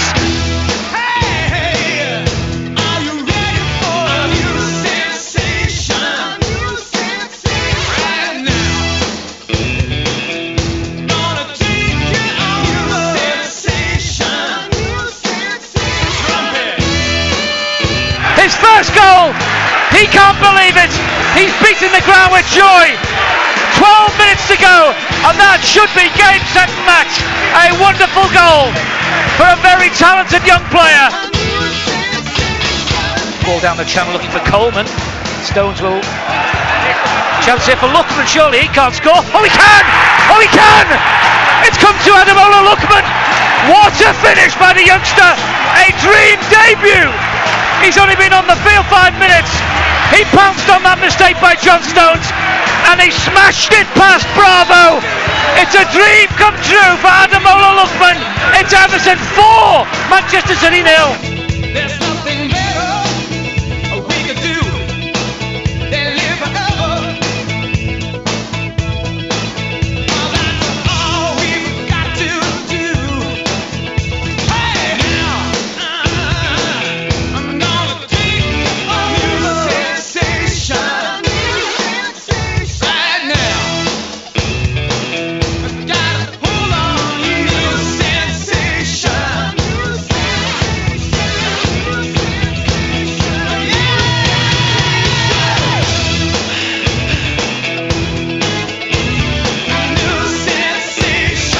BBC Radio Merseyside Sports on this day. Also on this day in 1994, Tony Cottee scored a hat-trick as Everton thrashed Swindon Town 6-2 at Goodison Park. John Ebrell, Gary Ablett and Peter Beagrie also found the net for the Blues. It's also a happy birthday to former players Tommy Johnson, Josh King and Ben Godfrey as well. Now, of course, of Ipswich Town. Second half commentary to come very soon. Some of the Everton substitutes are out warming up at the moment. Players not yet out of the tunnel for the second 45. Positive moments though for Everton, as well as a couple of worrying ones, it has to be said. But they're going at half-time with it all to play for, 0-0 at the break. Villa win back possession again, driving forward Amadou Onana, the former Everton player, left-footed, had to crack a goal, takes a deflection. Oh, and it's just a couple of feet wide because Jordan Pickford was completely wrong-footed by that as it took the deflection. Header from Mangala to win the ball back from the throw, but Villa win it back. Morgan Rogers edge of the penalty, shoots, fantastic save, diving away to his left-hand side to just palm it round the post. Tielemans wins possession, strokes it in field to Amadou Onana, powering forward again, he's going to have another crack at goal, shoots. Pickford had it covered, it's well wide, but Villa very much on the front foot. Plenty of blue shirts in the box. Three amassed by the penalty spot. In it comes from the freak, the corner kick, it's headed away. Driven shot! Took a deflection there from a well-hit effort there from Idrissa Gana Gueye. From 25 yards, Pickford out towards Ashley Young, headed forward there by Ramsey. Jared Branthwaite. Oh, it's a really poor back pass, and Villa are in towards the far post. It's missed, thankfully, by Ollie Watkins. A really poor back pass from Ashley Young. And Everton at 6s and 7s as Jordan Pickford came out and realised he was in no man's land. Ollie Watkins took aim, right-footed, put it wide of the far post. Mikalenko for the run of Calvert-Lewin. Calvert-Lewin in with a chance, left-footed. Oh, it's just wide. tested it down wonderfully well and just cracked it goalwards left-footed, and it was only just wide. That's Everton's best move of the game so far. Vitaly Mykolenko, left-hand side, level with the edge of the penalty, pulls it across towards Doucouré! Pokes it goalwards right-footed. It's a good save by Martinez. He didn't have to move too far, but that was a clever run by Abdoulaye Doucouré towards the ball. He had to hit it first time. Luca Dean moving away to the left-hand side, cuts in field instead to find Tielemans. Tielemans picks out Boubacar Kamara, helped on by Rodgers to Cash, right-hand side, crossing opportunity. In it comes, headed away by Mangala, straight to Boubacar Kamara. Right-footed shot, good save there from Pickford, and hacked away there by Jared Branthwaite with the clearance. Mings has possession. Out towards the left-hand side of Luca Dean. Jack Harrison stole it from him. Jack Harrison's away from Luca Dean. Full ball to Calvert-Lewin. Into the path of Idrissa Gana Gueye. Out to Harrison. After the penalty, gets the ball in towards Calvert-Lewin. Takes it down. Shoots. Oh, it's blocked on the line there by Boubacar Kamara. Calvert-Lewin just didn't get hold of it. There wasn't enough power on it. Not enough direction. But Everton's pressing now has got Villa looking like a different team. Everton have found a bit more energy and a bit more courage, but here come Villa with Morgan Rodgers inside the penalty. His shot is blocked, breaks for Villa, and it's hooked wide with a great position there from Jacob Ramsey, just a couple of yards further back from the penalty spot, right-footed. It was all opening up for him. Doucouré, edge the penalty, slides it through to Idrissa Gana Gueye, shoots it there! Idrissa Gana Gueye's put Everton back in front. Jack Harrison inside the penalty, pulls it back, a chance, might break in for Doucouré! McNeil's going to shoot low. Yes! Dwight McNeil! 2-0. Corner for Everton. Here comes the corner. It's a very high one, and it's Calvert-Lewin! 2-0. BBC Radio Merseyside. You're listening to Total Sport Merseyside live from Goodison Park tonight. One of the final few nights. There can't be too many left under the floodlights at Goodison Park as the Everton players start making their way down the tunnel as we look over to the big screen on the right hand side. Tunnel cam is in full view right here, so the second half getting underway shortly. There are 4 Premier League games in total tonight. Leicester 0, Crystal Palace 0 is a half-time score. Newcastle 1, Wolves 0 is a half-time score. Alexander Isak getting the goal there. And Arsenal and Tottenham, the North London derby, that kicked off at 8 o'clock. They're just over half an hour in, and it's Tottenham who lead. Son Heung-min with the goal that puts Spurs ahead by a goal to 0. There were certainly positive signs in that first 45, and the crowd responded to them as well. It took Everton a little while to get going, and Aston Villa certainly had a few dangerous moments. They should have scored, really, if truth be told. All the players are back out onto the field now, so let's hand it back over to your commentary team of Ronnie Goodless and first Mike Hughes. Thank you, Phil. All the players are out for the second half. No changes to either side. It's going to be Aston Villa to get us underway. Jordan Pickford just sorting himself out at the park end, making sure that he's got his gloves and his little bag of tricks that he has just outside the netting with a towel. The referee blows the whistle and Villa kick off and immediately go back to their goalkeeper, and then Mings clips it forward out to the left for Luca Dean. Infield it comes to Ramsey. Ramsey gets away from Harrison, but Harrison does well to win. Well, the referee's given a free kick. There didn't look anything at all wrong with that, I have to say, but the referee was closer to it than we are. Just sort of leant in his attempt to win possession. Made contact with the player, but the referee, Mr. Barrett, has given a free kick to Villa. It's about 5 or 6 yards in from the left touch line. It's about 10 to 12 yards from the edge of the penalty area. Luca Dean can take this left-footed. Villa have got a whole bank of players just outside the 18-yard box, in and around the edge of the D. In comes the free kick, hit towards the far post. Mykolenko with first contact, allows it to skid off his head and away for a throw into Villa down by the corner flag right hand side that Ramsey is going to take. In fact, he's going to leave it for Cash to take. like he fancies hoisting a long one into the box. Morgan Rogers comes short, makes the run, and now he realises it's going to go long, so that run was wasted. But Tyrone Mings at the near post, inside the 6-yard box. In comes the throw, enough height on it, flicks off 2 heads, and then hooked goalwards there by Ramsey. It's wide, but from Everton's defensive perspective, Ronnie, that was poor because the ball was allowed to bounce and Everton couldn't get anybody on it. No, it is poor, and we've got away with it again. I mean, it's just second ball, but he's swivelled. I mean, there was another lad there could have knocked it, and again, it's the set piece coach down here with Emery was going off his key trying to get it in, but as you said, you know, Branthwaite was marking him. Everton come forward, a long ball in towards Calvert-Lewin. He's inside the penalty area. Was he brought down? No, the referee says no. He was challenged as he tried to get to the ball, but didn't look to be much in that. Every time they've had a foot race, he's done it, Calvert-Lewin. I mean, again, then it wasn't a penalty, but he's putting them under pressure. We've got to get the ball in there. Villa get a free kick for a foul by Oral Mangala on Kamara, but the free kick is taken too far forward, and the referee calls them back. And a bit wasteful from Villa. Clipped towards the penalty area, collected by Pickford, who rolls it out to the feet of Branthwaite. Gets it back, the Everton goalkeeper gives it back to Branthwaite, out to Mikalenko, slides it forward to Iliman and Jai. Infield it comes, and the ball had gone out, and Villa have a throw in. So that's casual again. That's they're just really lackadaisical that with his pass. The pass infield had gone out of play.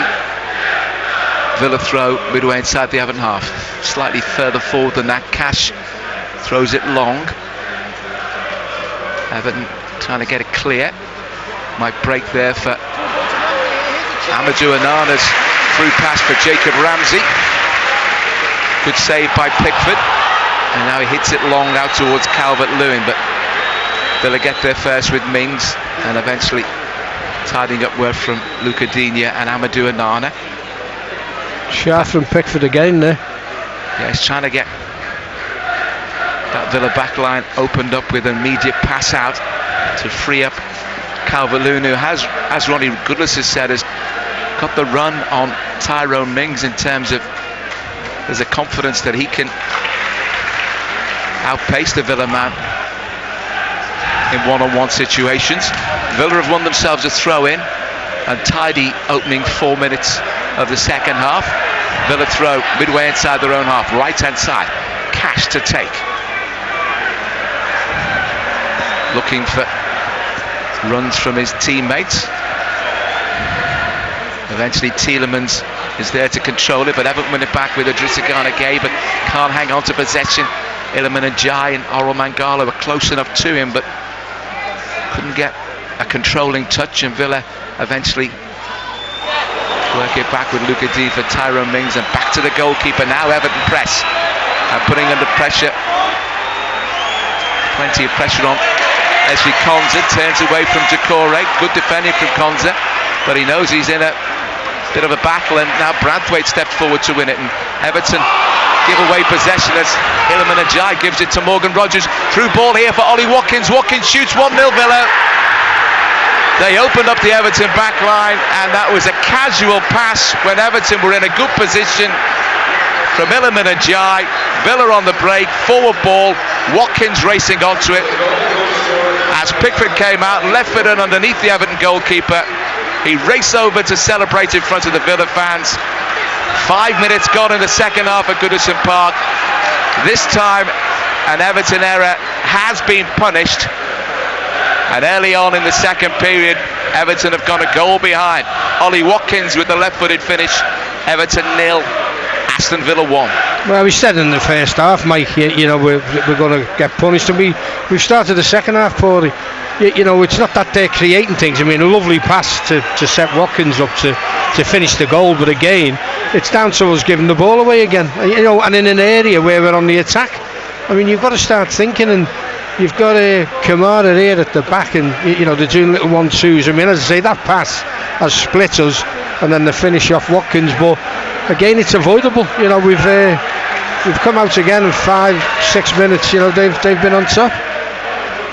Well, after Everton getting better towards the closing stage of the first half, now they find themselves a goal down here at Goodison Park. But had a shot from the edge of the penalty area that was charged down, and as the ball broke loose, Idrissa Gana Gueye racing in to make a challenge, and the referee's given a free kick, but he's booked Idrissa Gana Gueye. I thought he had a fair case to try and race in and win the ball, but Kamara is the player who's on the wrong end of the challenge. What do you think of that, Ronnie? The referee got a point, or you've got slid in to win the ball, didn't he? You've got it nowadays, Mike. That wouldn't have been anything. That's a good tackle. But again, because of the follow-through, which you can't stop. I mean, he's won it to 50-50, and his follow-through, as I say, you can't stop. That's a good tackle. I mean, today, it's honestly, you know, the amount of cards that they give out for that, you know, it shouldn't happen. But anyway, it's the way the game is now, which is not the best. And Kamara's got up. You know, he's not it. They'll turn the ball back to the goalkeeper. He just got there before, made the pass before Calvert-Lewin dived in. He heads to the 6-yard box. Luca Dean making a forward move. Long ball though is cut out by Branthwaite, and now it's another challenge by Amadou Onana, who's been yellow carded, and another 3 fouls since then. Arsenal are back on terms at the Emirates. It's Arsenal 1, Tottenham 1. The goal scorer. Just got the goal scorer for you. Gabriel with the equaliser. And now Jordan Pickford's been yellow carded for something that he said to the referee.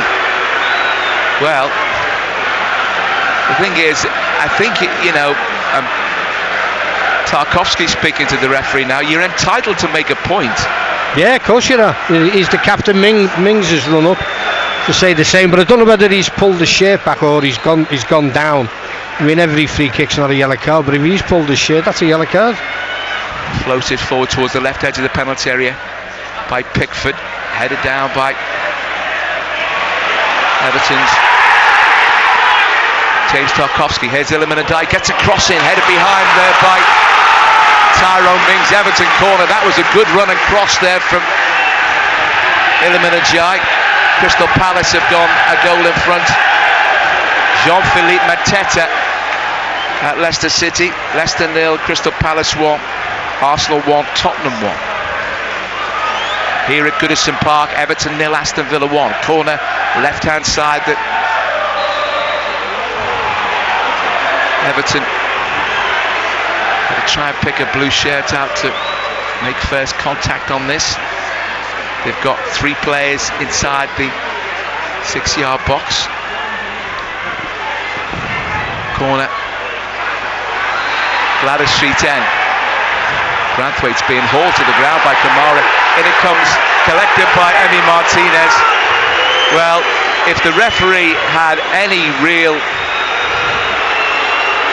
courage about himself, we had a situation there where Kamara was dragging Branthwaite to the floor, and now Villa have got a man down, and it's something that we're told that is going to be, as the ball's thrown out of play, it's going to be something that's going to be clamped down on, and never is, Ronnie Goodless, is it? Yeah, no, it's something they say every season, but it's like the Italian league, the way it used to be. You used to swap your shirts before the end of the game, but it's and you know, quite often you get sort of former players who are pundits saying, well, yeah, you can see that he's pulling at his shirt, but he hasn't really got enough of it. If he's pulling at his shirt, it's a penalty. Totally right. I don't like that. I don't like that, to be honest. Because I'm not saying because you're a forward, but that's the whole point of it. You know, if you're pulling the shirt, end of story. Cleared long downfield. But saying that though, Mike, that was another corner kick again off Ashley Young. Yeah, I think they need to take the change the corner taker on. Villa have got a throw in on the right hand side. Jesper Lindstrom is poised to be introduced, probably at the expense of Jack Harrison.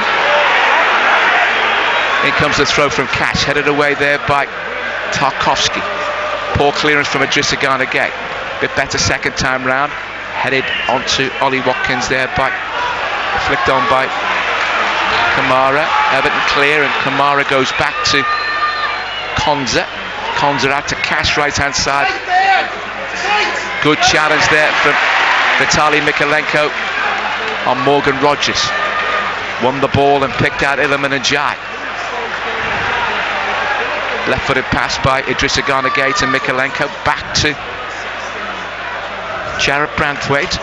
Forward ball to Oral Mangala. Back with the Everton captain James Tarkowski. Arsenal 2-1 in front now against Tottenham. Trossard with the goal. Everton move it out to the left-hand side to Mikalenko. Forward ball for Iliman Ndiaye. Challenged, and Morgan Rogers gets away from him. Iliman Ndiaye gets in front of Morgan Rogers. That's good work, and picks out Oral Mangala. The ball to Ashley Young. Can he get a crossing? Can somebody chauffeur him? Nobody in an advanced position made a movement where he was going to be able to pick him out. So back he goes to Tarkowski. Branthwaite for Gana Gueye. Oral Mangala asks for the ball. In possession now. To the left of him is Branthwaite. Forward it comes to Doucouré. And then back. Unfortunately, Everton put the goalkeeper under pressure, Jordan Pickford, but Branthwaite in the left back position. It's a push on Mikalenko.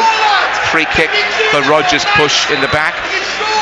Lindstrom comes on and he does replace Jack Harrison. I wonder, Ronnie Goodless, what Jesper Lindstrom can add tonight. Well, again, Mike, he hasn't had the best of games, obviously, Jack Harrison, but Lindstrom, again, it's there for him to come on and show what he can do. Lindstrom's really yet to get his Everton career started. Shown just one or two flashes in one or two games where you think there's certainly a player in there, but not enough consistency and not enough to put pressure on the managers. Sean Dyche certainly to play him regularly. Now he has to do that to David Moyes, but a poor clearance from Everton results in the ball going out of play. 59 minutes gone. Everton 0, Aston Villa 1. Villa throw in. Matty Cash is taking his time. Eventually, when it's thrown in field, it's attacked by James Tarkowski. Villa get it clear. Jesper Lindstrom challenges for it, but is beaten to it by Jacob Ramsey. Long ball forward there from Tyrone Mings. Comfortably collected by Jordan Pickford. Short to Branthwaite, who goes back to his goalkeeper. Everton have just got to start trying maybe something a bit different, Ronnie Goodless. They'll have to, Mike. I mean, we're playing too much in the back. You've got Mangala virtually in the back four. It's sideways again, it's not going forward, and it sets up Aston Villa. They get behind the ball and make it more difficult. That's a good ball from Lindstrom to Calvert-Lewin. Mangala was being fouled, being held, and the referee this time has given it. There's quite a few of them. Mr. Barrett has been not so eager to punish with a free kick. Villa lead 1-0. We've had an hour of play at Goodison Park. Free kick taken by Tarkowski. Branthwaite helps it onto Mikalenko. Left hand side, just inside the Villa half.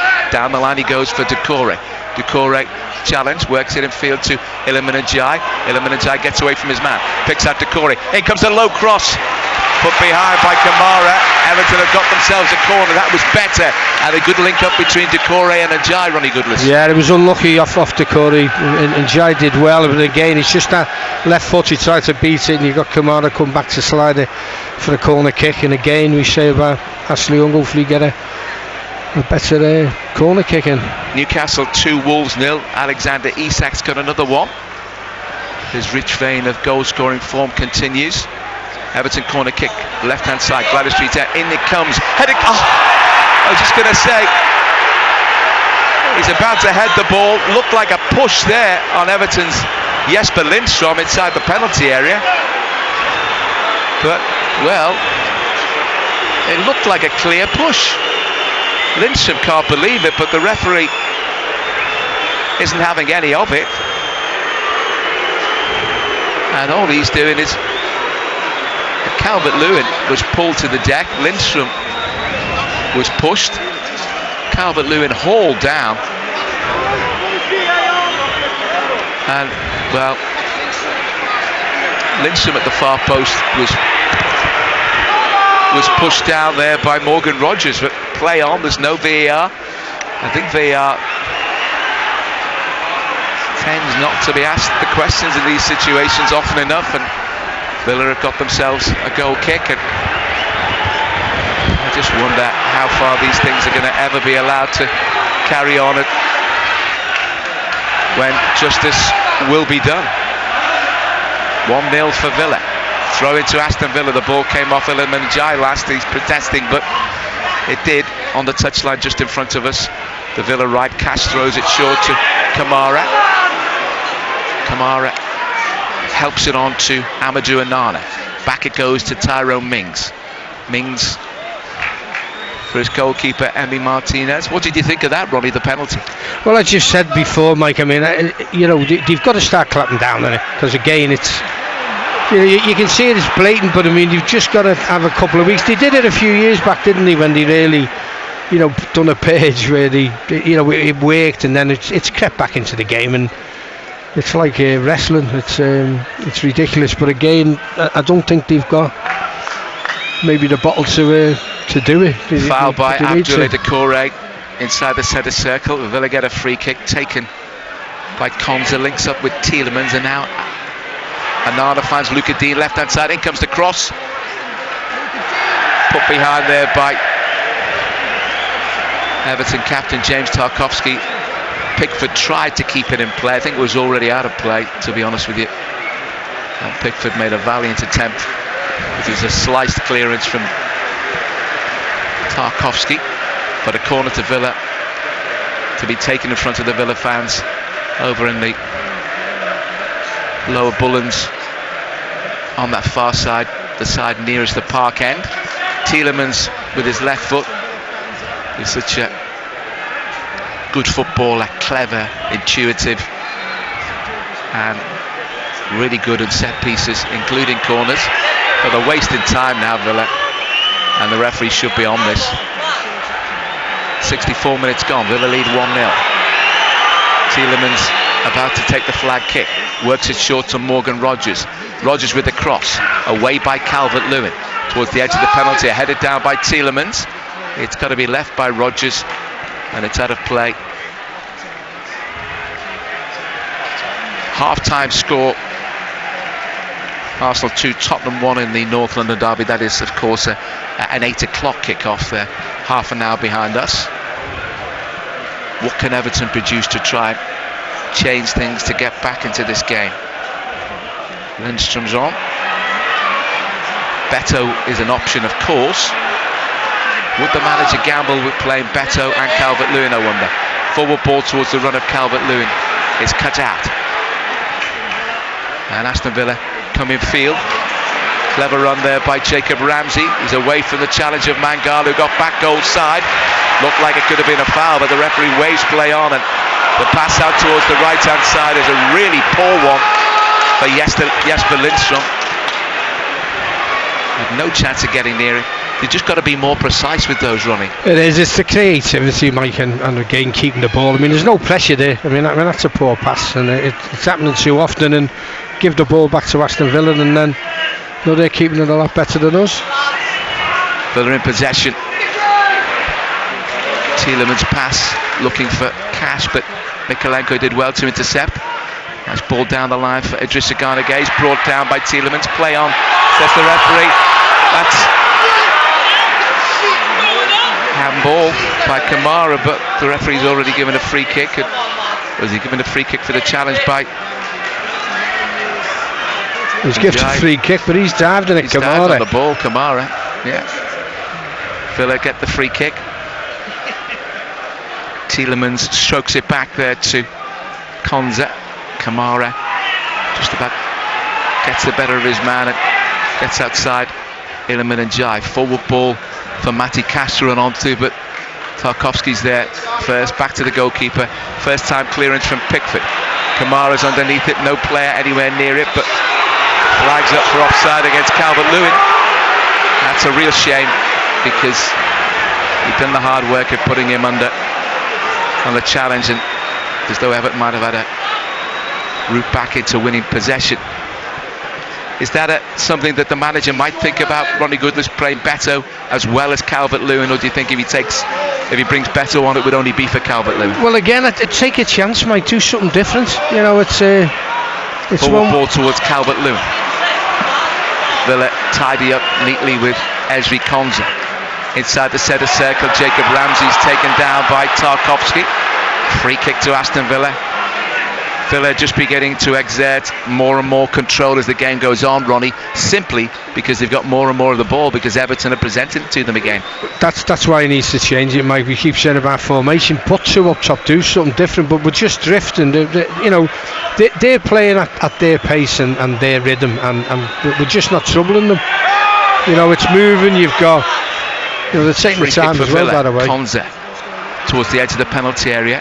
Everton had it clear, but only as far as Luca Dean, and can't control it. Oral Mangala, and then the ball out towards the right hand side, and Lindstrom controls it, goes back to Tarkowski and back out to the right hand side. Ashley Young forward to Decore, heads it on. There's no level of understanding between Decore and it's communication, Mike. It's ridiculous.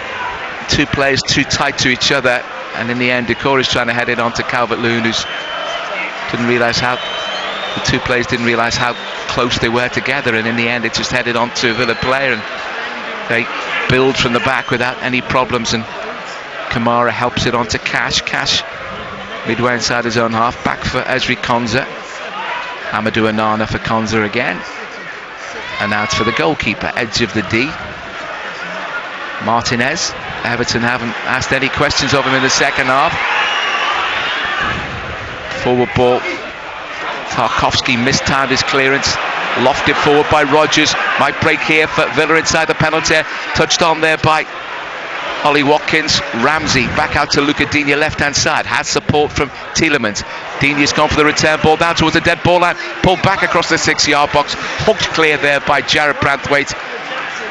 Everton quite easily undone there, and Tielemans, a bit of brilliance to bring the ball down out of the skies as it dropped, but in the end he miscontrolled it and he's fouled Ashley Young. Everton have got a free kick, but Branthwaite had to be in the right place at the right time there, Ronnie. Yeah, again, Mike, they're more likely getting the second than us equalising. We got Leighton Baines in the second against Moisey there, and again, are they going to make a change? I think they've got to, because Martinez again has just done back passes and sideways, and we haven't troubled him this half. Abdoulaye Decore's influence, not his hard work, is beginning to wane as Everton win possession out on the right hand side. Lindstrom can't hang on to it for long enough, but it's headed forward there by Ashley Young. Oral Mangala trying to control it. Looked like it was brought down there. The ball's gone out of play. Villa have a throw in. I wonder whether it's worth taking Decore off and bringing Beto on and being bold. I'd go for it. As I say, we're just drifting. Nothing's happened. We've lost the ball again. They've got it, and then they'll play it around, sort of playing the clock down, but still looking more likely to get a second than we are of equalised. And as I say, the three of them are in the technical area discussing it, but times of the essence, isn't it? We've got to do something. We've got the Total Sport football phone in to come as Tarkowski's put under pressure as he guides it back there to Jordan Pickford, under pressure there from Ollie Watkins. Control the ball well as it dropped from the skies. Tarkowski, but racing towards him was Watkins, and just about managed to get the ball back to the goalkeeper in time. Out it comes to Idrissa Gana Gueye. 0800 731 9333, the number to call on the Total Sport Merseyside football phone-in. Ronnie Goodless and Phil Munn to take your calls as we reflect on the first match back in charge for David Moyes. Hopefully there's a goal or two still to come from Everton with 90 minutes remaining. They trail by a goal to nil. You can text 81333, put the word Mersey before your message. Same with the WhatsApp, 08000 321 333. Put the word Mersey before your message, and you text and WhatsApp a charge at your standard rate. Nice ball down the line towards Doucouré there from Mykolenko. Plays it in field for Mykolenko. Mykolenko's pass after he made the really nice return run, almost gives it away. Managed to just about maintain possession. Doucouré for Oral Mangala. Right hand side, Ashley Young. Jesper Lindström. But it's back again, and Villa have got everybody back behind the ball as Tarkowski managed to pick out Mangala.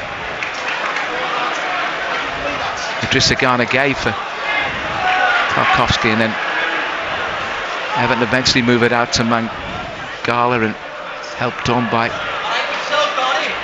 Lindström for maintaining possession, but they're not finding a way through as Tarkowski and Branthwaite exchange passes. Tarkowski midway inside the Villa half, central position, short ball for Iliman and Jai. And Jai harassed by two Villa players, but he still has possession. He's being pulled down. Now the referee has given a corner kick to Everton. I actually thought it came off and Jai last, but I think there was a clear case for the referee to give a free kick there. That's what they were looking for, Matthew Cash.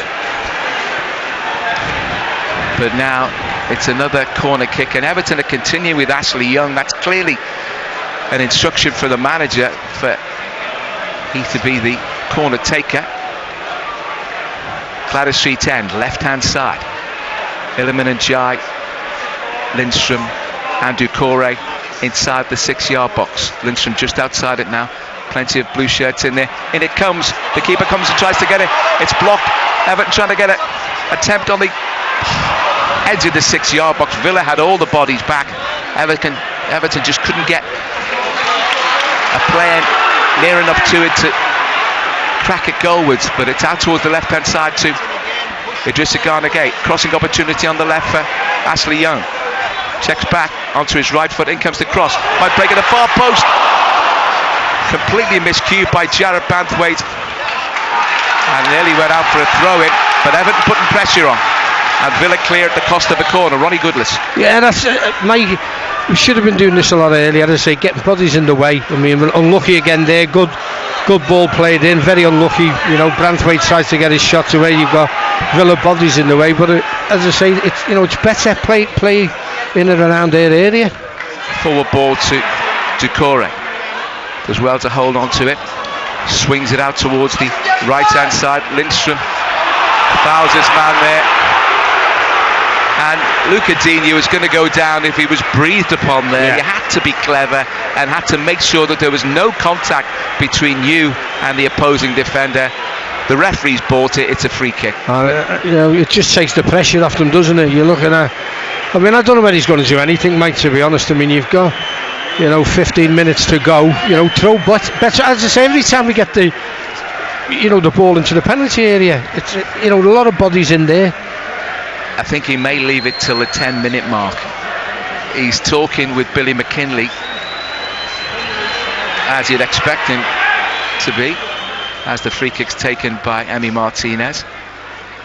It's headed on there and out of play for an Everton throw-in, but deep inside the Blues' half. 75 minutes gone. Everton 0, Aston Villa 1. Everton throw-in that Ashley Young's going to take. There's an uncontested drop ball in the end. But Ashley Young turns back for Jordan Pickford, who launches it long downfield towards the run of Calvert-Lewin. It's an easy header away there from Ezri Konsa. Mykolenko lofts it forward. Cleared, and Everton come again as Iliman Ndiaye tries to open up the Villa backline. Branthwaite, short ball to Oral Mangala. Doucouré's nice pass for Iliman Ndiaye. Tried to thread it through for Dominic Calvert-Lewin, but Ndiaye still has it. Out towards the left-hand side for Vitaly Mykolenko. Ndiaye wants it, gets it, and finds Idrissa Gana Gay. Rolls it across the field and gets it back from Tarkowski. The ball to the left-hand side for Mikalenko. Iliman Ndiaye. Everton still in possession now with Mangala. Idrissa Gana Gueye. Villa get possession. It's a sloppy ball from Gana Gueye. And they're coming forward now.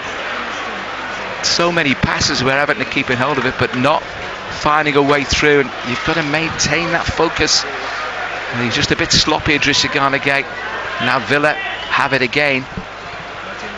And Amadou Onana has support outside him, left-hand side with Luca Digne. In those situations, Ronnie Goodless, you can't try. You can try and be clever and just give it to a blue shirt. Yeah, just keep the ball again. And when it breaks down, they look dangerous because they've got pace and they push forward. Oh, aye. Well, Jordan Pickford was trying to shepherd the ball out of play. Well, he's done well there, John. That's Dean, isn't it? He could have been.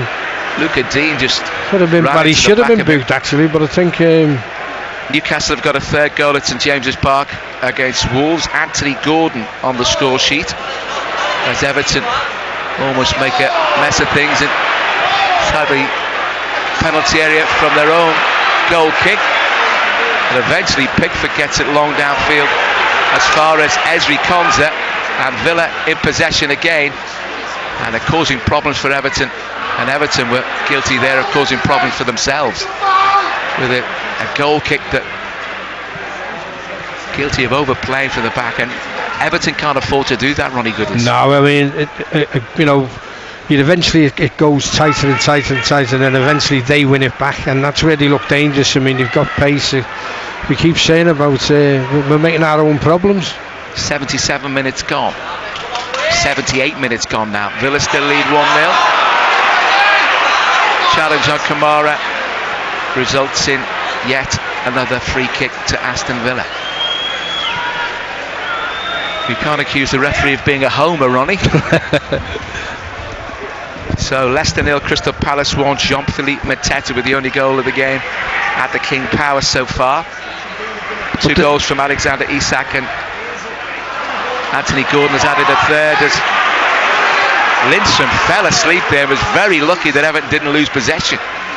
As it is, they've worked it over to Mikalenko in the left back position. Infield to Oral Mangala.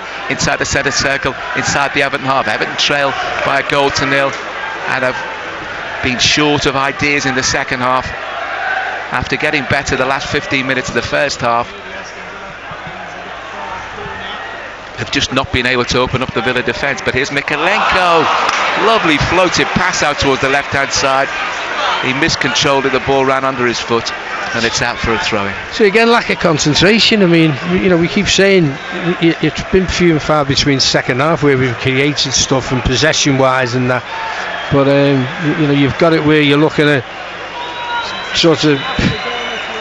See, Moisey's still talking, still got Billy McKinley there. Get someone on it. I mean, when Diaz about to come on for Villa, as Everton headed forward with Tarkowski. Calvert-Lewin was beaten to it too easily there by Tyrone Mings. Villa in possession with Ramsey. Good challenge there by Ashley Young to try and win it back. He's had a good game tonight, Ashley Young. Well, like that, Mike, he's pressurised, and that's where everyone. You consider he's 38. Mistimed leap there by James Tarkowski, but Everton still managed to win back possession. Tarkowski aided and abetted there by Lindstrom. Forward ball was aimed for Calvert-Lewin, but he did the deck, and Doucouré. Now the flag's gone up for offside. Palace have got a second goal. Mark Gehi. Leicester 0, Crystal Palace 2. Ramsey's going to be replaced by Buendia, who's had the thick end of a year out because of injury. Here's Beto about to come on for Everton as David Moyes rolls the dice. Who's he going to come on for? It would be no surprise if it was Calvert-Lewin. He's majorly been ineffective in the second half. The service to him hasn't been that good, but might as well go for broke from an Everton point of view. Double substitution. Yeah, I think Everton are also bringing on Jake O'Brien. So is it going to be a change of shape, or they're just going to ask O'Brien to fulfill a different role? You wouldn't have thought so. I mean, he has played left back before, but played left and right back. Beto's coming on, and O'Brien. The ball's gone out of play. Everton have a throw-in. We're inside the last 9 minutes. Everton in possession, but they trail by 1-0. Arsenal 2, Tottenham 1. Here's the other scoreline in the North London derby. Idrissa Gana Gueye in possession for Everton midway inside his own half, driving up towards halfway. Back out towards Ashley Young. By the time Everton get these substitutes on, there's going to be not that much time for them to make an impact, but it only took 20-odd seconds for Liverpool's substitute to do that last night. Forward ball for Calvert-Lewin is a good one. He's running behind the Villa defence. Mings tracks across to try and force Everton into possession. Mikalenko gets the cross in from the left-hand side, put behind for a corner. A nice link up from Everton. 3 players when Calvert-Lewin started the ball rolling, and he had support. Everton are about to make the substitutions. Ashley Young, I think, is going to be replaced by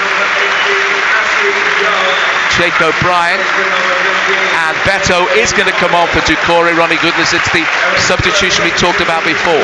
Yeah, I mean, and it's a corner as well, so you know you've got Beto on and Jake O'Brien. Let's see what Everton can produce. And we've got another corner taker, of course, with Ashley Young going off. It's going to be Lindstrom. Everton trail 1-0. The substitutes have come on. In comes the corner towards the far post. It's headed away. 3-1 Newcastle lead. Santiago Bueno's pulled one back for Wolves. Good work by Lindstrom, but he couldn't find and die. And now Villa coming away with possession. Boubacar Kamara turns the ball back to Emi Buendia. Villa in possession. Forward it comes to Morgan Rogers. Has a runner outside him in Kamara. Good attempted challenge to win it back, and it's actually come off Rogers. That was a good challenge from Mikalenko. He's chased right over to the right-hand side. Now he runs across the field to take up his left-back position. And Everton have got to produce something from somewhere, Ronnie Goodness. Yeah, just, you know, even getting second balls might just get it into the penalty area or up to the 2 and then pick second balls up. But keep saying, we've played too much at the back. Like even now, you know, we're 3 or 4 or 5 passes now still at the back. Branthwaite. Midway inside the Villa half. Forward ball looking for Calvert-Lewin. Gonna get the challenge in through Matty Cash to win it back. Infield to Buendia. His forward ball is easily cut out by Pickford racing out of his penalty area. That Wolves goal has been ruled out for handball. Idrissa Gana Gueye guilty of racing forward and not looking at the ball. It ran away from him. In the end, he got lucky. Managed to hang on to possession, then was fouled by Morgan Rogers. Everton free kick. Mikalenko doesn't realise that the job is on him to put it into the penalty area. The free kick is 10 yards in, 12 yards in from the left touchline. It's 20 yards inside the Villa half, to the left of centre. Everton attacking the Gladys Street end. In it comes from Mikalenko towards the far post. Headed up in the air there by Tarkowski. Knocked back in there by Lindstrom towards the edge of the penalty area. Away by Konza. Headed back by Idrissa Gana Gueye to the left-hand side. Some holding on Iliman Ndiaye. Play on, says the referee, as Gana Gueye finds Oral Mangala. Lindstrom clips it in towards the penalty area, but the referee gives Villa a free kick for I know not what. And Mings has gone down, hasn't he? Tyrone Mings is down. The clock is being run down. 39,085 the attendance at Goodison Park, and at the moment they'll be hugely disappointed. Everton's performance, Ronnie, there's been a lack of action in the final third in both halves, but particularly this half, where Emi Martinez, the only things he's had to do is collect corner kicks, really. Yeah, nothing, man. We haven't troubled him whatsoever, and as we've alluded to, I mean, Beto's come on late with 10 minutes to go. He's got Jake O'Brien on. You're looking to score goals, and Everton win the ball back as Villa try and advance, and here's Beto. He just pushes the ball in front of him and runs and has it stolen from him by Awadou Onana, and Villa regain possession that Everton had found hard to win. 1-0 Everton trail. Villa have got themselves a free kick. 0800 731 9333. The football phone in on Total Sport Merseyside. Phil Mullins and Ronnie Goodless here to take your calls. Villa free kick just inside the Everton half to the left of centre. Mings is going to take it. Eventually he takes it to Paul, wanted straight to Beto, but then he can't control it when he chests it down and lofts it forward.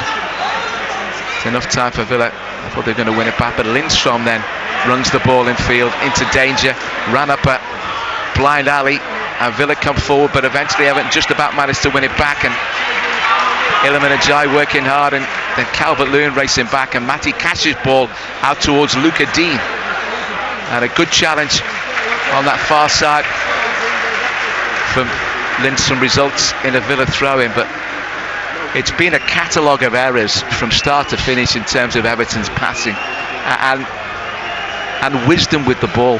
Yeah, no fluidity whatsoever, and again it's creativity from midfield, but a lot of players have give the ball away this evening very cheaply. Into the final 2 minutes plus whatever's to be added on. Villa throw in over on that far side, the Everton right hand side. It's gone out for an Everton throw. O'Brien takes it, down the line it goes. Had a head tennis before Villa knock it forward for the run out towards the left hand side of Watkins. It's gone out of play again. Take O'Brien with the throw in, forward ball up towards Calvert-Lewin. Now the referee's given a free kick for a foul on Luca Digne. It's really untidy end to the game, Ronnie. It is, Mike. You make a couple of substitutions. You want a reaction. You want as I say, a little bit of quality on there. But again, it's just been like for like. We've took two players off. Decore and Ashley Young, and put two different players on. It's just been the same. Villa, getting the possession from poor passes from us. Communication again, has been poor, and then giving silly free kicks away. Aston Villa have got a free kick just out on the left touchline, a few yards in. In it comes, headed away there by Tarkowski. Forward ball as Everton clear towards Calvert-Lewin, and they get a second bite at it, and Calvert-Lewin finds Ndiaye. Now he finds Branthwaite. It was his mistake that led to the Villa goal. Mykolenko with the cross in towards Beto. Beto can't control it. Villa get it clear, only as far as Jake O'Brien. Clip ball in towards Mykolenko. Mykolenko heads it down, but only as far as Morgan Rogers. 4 minutes for Everton to try and get a goal from somewhere. Iliman Ndiaye was being fouled by Rogers. Play on, says the referee. Left hand side, Mykolenko for Ndiaye again. Garner Gay rolls the ball across the centre circle. O'Brien. Tarkowski, angle pass for Idrissa Gana Gueye for Branthwaite. Back with Gana Gueye. Tarkowski, Oral Mangala. Helped on eventually out towards the left hand side for Branthwaite. In comes the cross from Mykolenko. It's a good cross, but Villa headed away, and Mangala is caught in possession. What is he doing? Good recovery from O'Brien for Everton. Mykolenko clips it in towards the penalty. Might break for Calvert-Lewin. Couldn't control the ball inside the box. And Villa get it clear. Amadou Onana, Iliman Ndiaye. Back it goes for Tarkowski. Lifts it in towards Mangala. It's going to have a crack. A goal! Straight to the goalkeeper. Unfortunately, as he chested it down and loft it goalwards, right-footed. Just sailed into the arms of the goalkeeper. It's the only save he's had to make in the second half. We've had 90 seconds of the 2 minutes. Of the 4 minutes, rather, to be added on. Well, the referee really has got to take this into account. The time wasting from Aston Villa, who still lead 1-0 thanks to that goal 5 minutes into the second half from Ollie Watkins after a mistake from Jarrad Branthwaite.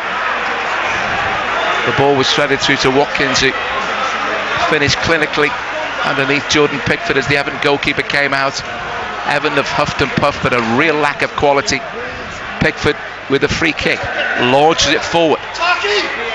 It's headed on, might break inside the penalty. A chance for Calvert-Lewin. It's over the bar from 6 yards out. The ball was knocked in. It skimmed off the head of Tyrone Mings. Knocked in from the right-hand side from Jesper Lindstrom. Calvert-Lewin racing in, right-footed, over the bar. It's Everton's best chance of the game. I think it sums it up, Mike. I mean, we've said about getting the balls in and doing it. Lindstrom did well there. You've got it where it's a long ball, and then you want to cross, you want to attack it. You know, he's lovely first touch, second touch, superb. You know, all day long, striker's got to score that. I mean, that's a lovely early ball. Villa defender can't get near him, and he's just knocked it yards over the crossbar into the Gladys Street end. Goal kick taken by Emi Martinez, long downfield. Eventually it finds Jordan Pickford's hands, and he hits it high up into the dark Goodison skies. Calvert-Lewin can't control it.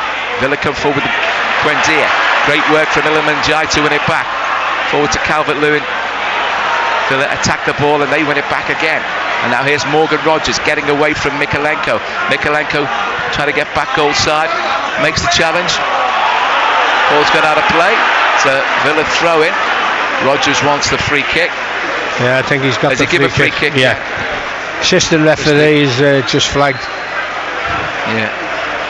My view is slightly blocked by a TV screen in front of me. But yeah, the assistant has given the free kick. And the sands of time, Ronnie Goodless, have almost run out for Everton. Well, that was, you know, as long as you're still in the game, Mike, and then a chance like that comes along. I mean, it's been the best chance by far of ours, you know, all evening. And you've got, as I say, you know, lovely cut back off Lindstrom, and again, just keep it on target. You know, get your foot over the ball, and it's a goal. The 4 added minutes are up as Villa come forward from the free kick. Everton get it clear only as far as Amadou Onana, guides it out to Luca Digne as the 2 former Everton players combine, and Oral Mangala is fouled by Oral Mangala rather fouls Buendia. Free kick for Villa, and I think when this is taken, once the free kick and the movement from it is over, I think that will be it from an Everton perspective. Not the start that they wanted from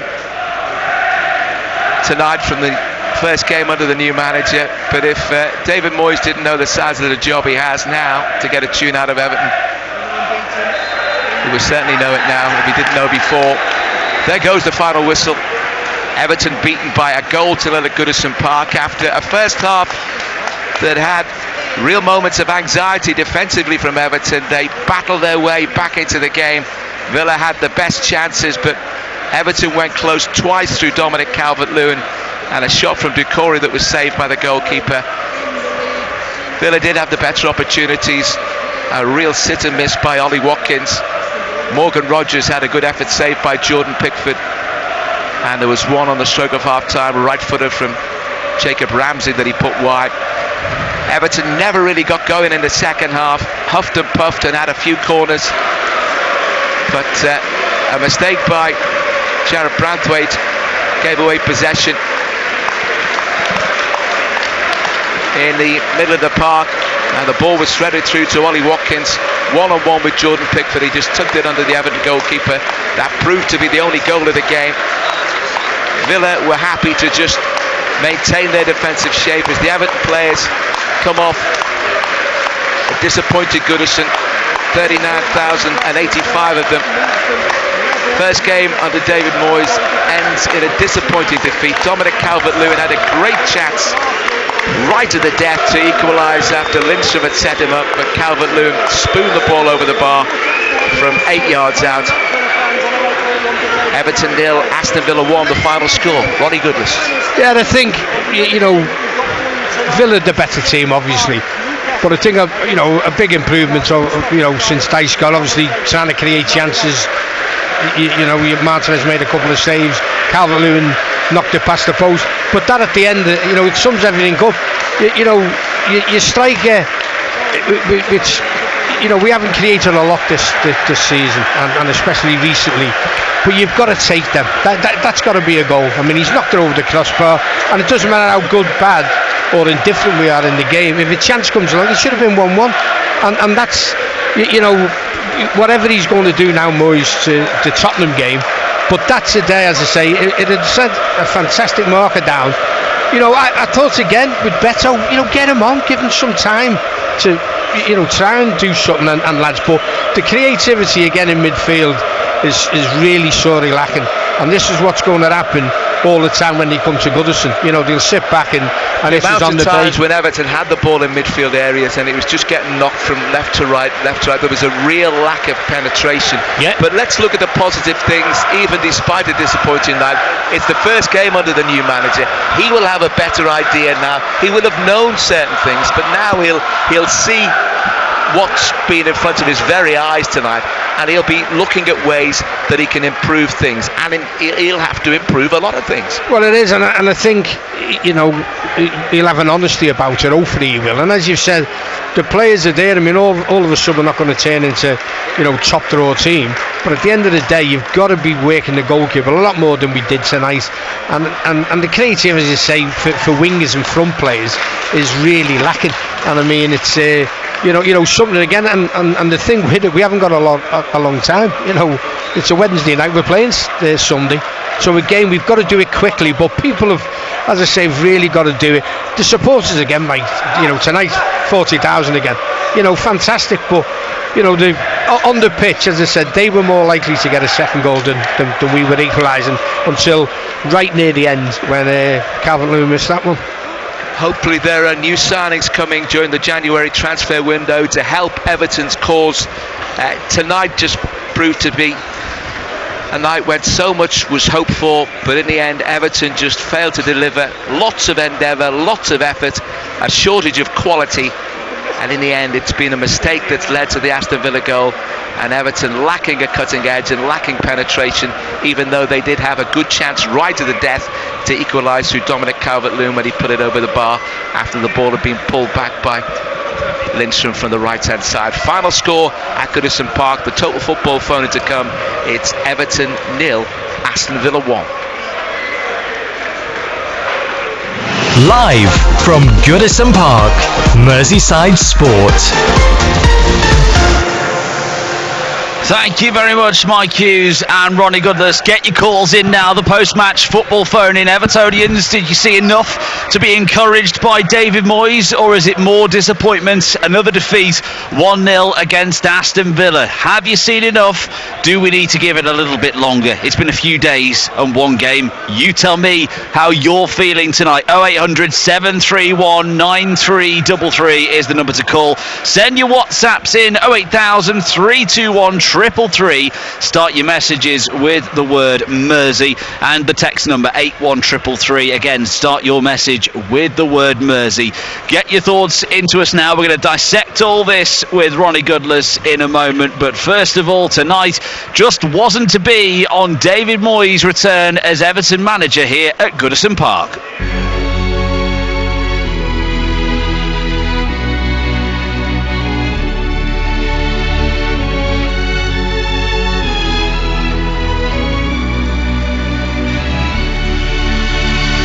Villa win back possession again, driving forward. Amadou Onana, the former Everton player, left-footed, had to crack a goal, takes a deflection.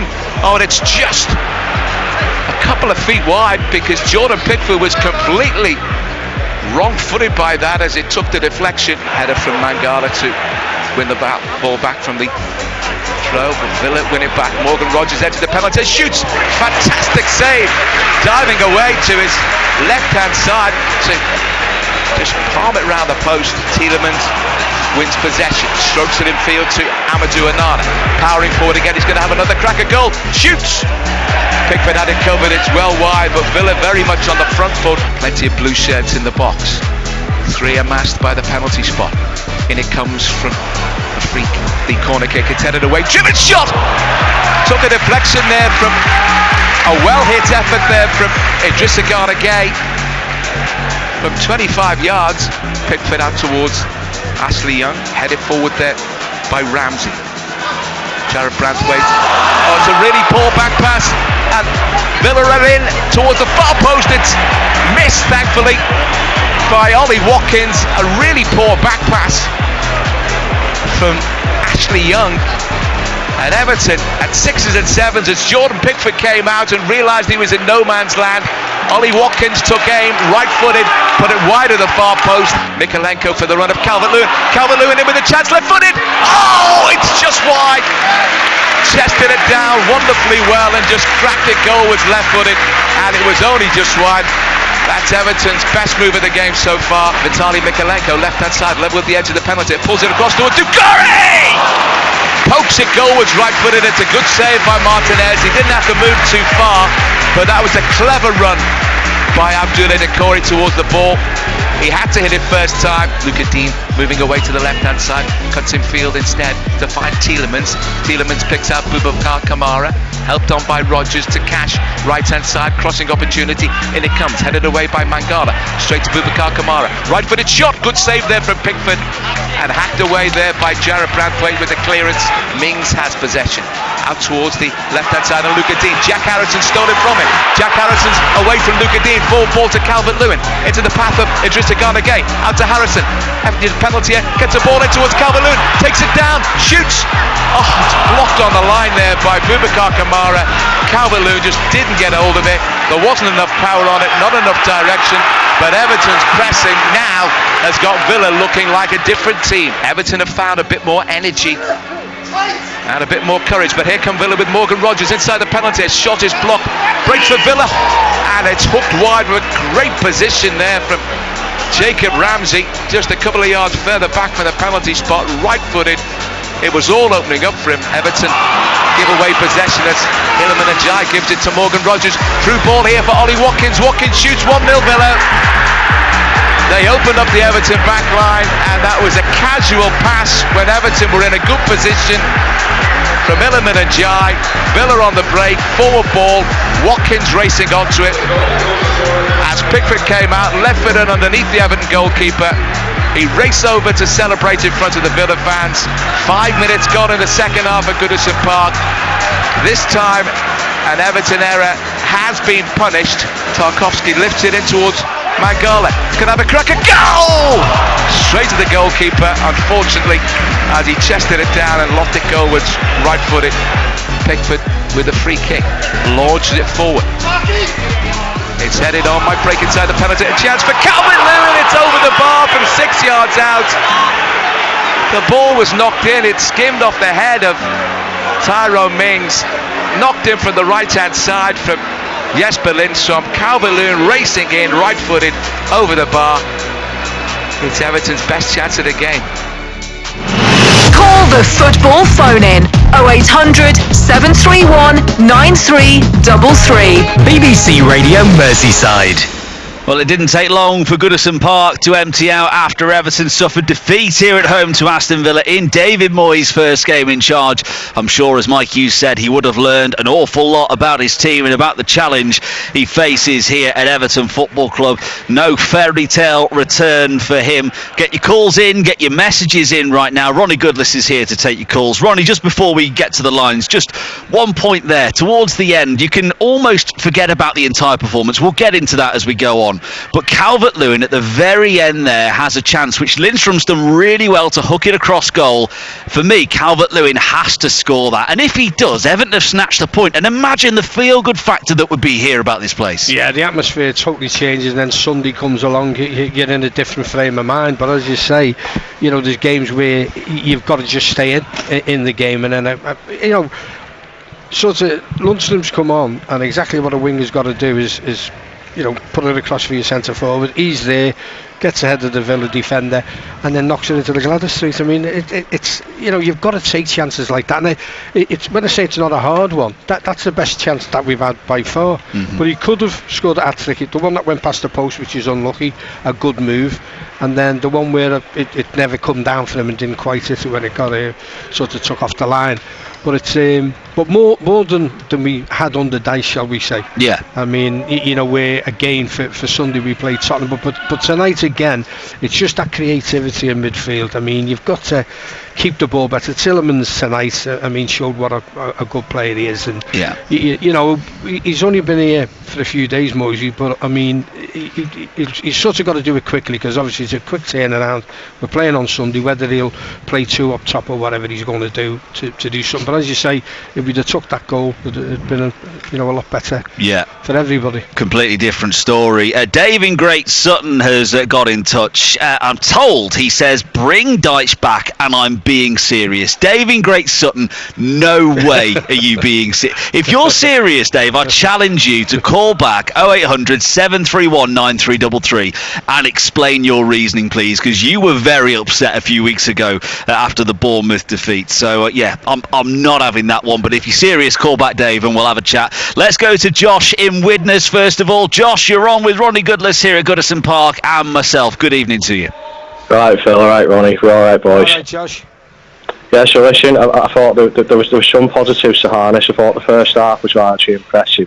We sort of got about the place, put the pressure on. We were actually pressing from the front as well, and we were getting Calvert-Lewin into the game. He had a couple of half chances, it's sort of building through that. But then, like Moisey hasn't got a magic wand, it needs patience, it needs a little bit of time. Maybe needs a January transfer window, a couple of loan signings of that requisite quality. Strikers needed, isn't it, Ronnie? I heard you talking about Calvert-Lewin then. Awful miss at the end, wasn't it? And I mean that definitely would have brought the energy forward to Sunday's game. I totally agree with you, Ronnie. A couple of points from the TV coverage. Lucy Ward said that Moyes is an improver of players, he's a coach of players. So that's where my point about the patience comes in. She also said that NJ could move to the number 10 position, but then you'd be sacrificing that stable in the middle, wouldn't you? With the core, you'd have to move out, or you'd have to put someone in a different place. So, what's your thoughts on all that, Ronnie, please? No, but it is, Josh. As you've said, he's only been here for 4 days or whatever it's been, and again, it's a quick turnaround for Sunday. But as I say, he'll have spotted it, and you're quite right. You haven't got a magic wand unless we get 2 or 3 players in the transfer window, which would be great. But you know what it's like. Other teams don't want to strengthen us, whoever you're going for, and similar way if they're going for Europe and things like that. But work's got to be done. But you're right. That was far more positive than under Dyche. I mean, think about it. When at Bournemouth we never had a shot on goal. Think of the games we've had here when it's been absolutely dire football. At least we've got out. I mean, talking with Phil off air there, he could have got a hat-trick with a bit of luck, Calvert-Lewin. So, for that, how many games or shots did he have on target or just missed under Dyche? He was starved of service, and I keep saying all the time, crosses make goals and fellas in midfield who can pass a ball through, and then they've scored a goal with the best pass of the match, really, to set Watkins up. But again, that's what we need. But you're right, you can't do it. But saying that, the games start running out, so we've got to do something again. Even change it and play 2 up top. I mean, Moyes will have his own ideas, but the Tottenham game now takes on a massive thing going forward. It really does, because again, Brighton away and a few others and Crystal Palace are going to be hard games coming up, so we've got to do it as quickly as possible. And if the Calvert-Lewin one, me and Phil touched on it, if it scores and we end up 1-1, you think, well, it's not bad against a good Villa side, and you're going to, but with you getting beaten, we've got no points. It gets more difficult, obviously. And then Sunday now for me is an absolute massive game. I think we've got to beat Tottenham, to be honest. Josh, Josh, you're still there. Go on. Yeah, sorry, for final point, I heard at half time Rachel Brown finished was on about David Moyes and about the crowd and about the energy. Particularly in the home games, you've got 18 cup finals left, Ronnie. And, several of them will be at Goodison, so how important is that to harness the atmosphere within the stadium? It started off electric tonight, didn't it, in the stadium? So, we've got to build on that, haven't we, Ronnie? As well. Definitely, Josh, in the football, to be exciting, not sort of, passing the ball sideways and that. The crowd are fantastic tonight. You can't knock them. When I say I'd never knock them, but they're really up for it. And like anything, that's your 12th man. But as I say, Sunday again, it's going to be another full house, and we've got to come up with something. I mean, again, I don't care if it comes off someone's backside and goes in, as long as we get the 3 points. But it takes a big a big thing for Sunday. Players have got to be stood up and be counted and really go for it, and we've got to be battling for every ball and try and get that bit of creativity that we were lacking again tonight. Thank you, Josh, in Widnes, for your call there. Also, a thing I noticed about the crowd, since you brought it up, Josh, was about how the sort of crowd responded to some of the little things. I feel like some of the deflation that's been there in previous weeks was gone tonight. There was moments where it was something simple, like a cross going in and winning a corner, or a tackle would go in. The passion was there a bit more tonight. There was anger towards the officials, which is great, rather than towards the players and towards the management. It's what you want, and I just think bring more of that on Sunday, and with a few more days of the players, maybe a few things go your way, Tottenham could be there to be had. Let's be honest, they're a good side, but they are definitely not unbeatable. We've got a few messages coming in and a few more calls which we will get to. 0800 731 9333. James in Wallasey's been in touch saying we attack like school children on the playground when around 10 are surrounding the ball, just aimlessly kicking it, trying to hope that something happens. James, clearly a frustrated character there. And I believe we've got Dave in Great Sutton who has responded to the call. Dave, come on now. Bring Dyche back, and I'm being serious. No, you're not. No, I'm not. I'm not being serious. I didn't think so. Give us your thoughts on come tonight, on. Dave. Looking at that tonight, what's the difference between that and the way Dyche's played? Absolutely no difference. There's no pace in the game. I'm honest to God, I am sick of watching the ball go back and two across the back and to Pickford. There's no balls that's coming forward. There's no intent.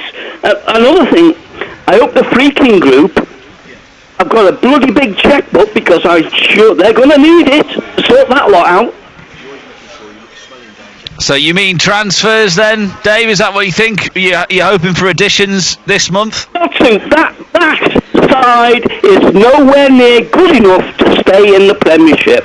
They're going to have the best ground in the Championship. I can see it coming. I give up with them. I'm not going to watch them anymore, because I just listen on the radio. It's so boring to watch that. So slow all over the pitch. Miller made us look... Well, I won't say it. I nearly swore then. Yeah, please don't. But listen, I get your frustration, Dave, and I really do, and I get that it wasn't a perfect performance. But from the point of view, compare it to the Bournemouth game, for example, a couple of weeks ago. We spoke after that where Everton didn't look like they were going to get anywhere near the goal.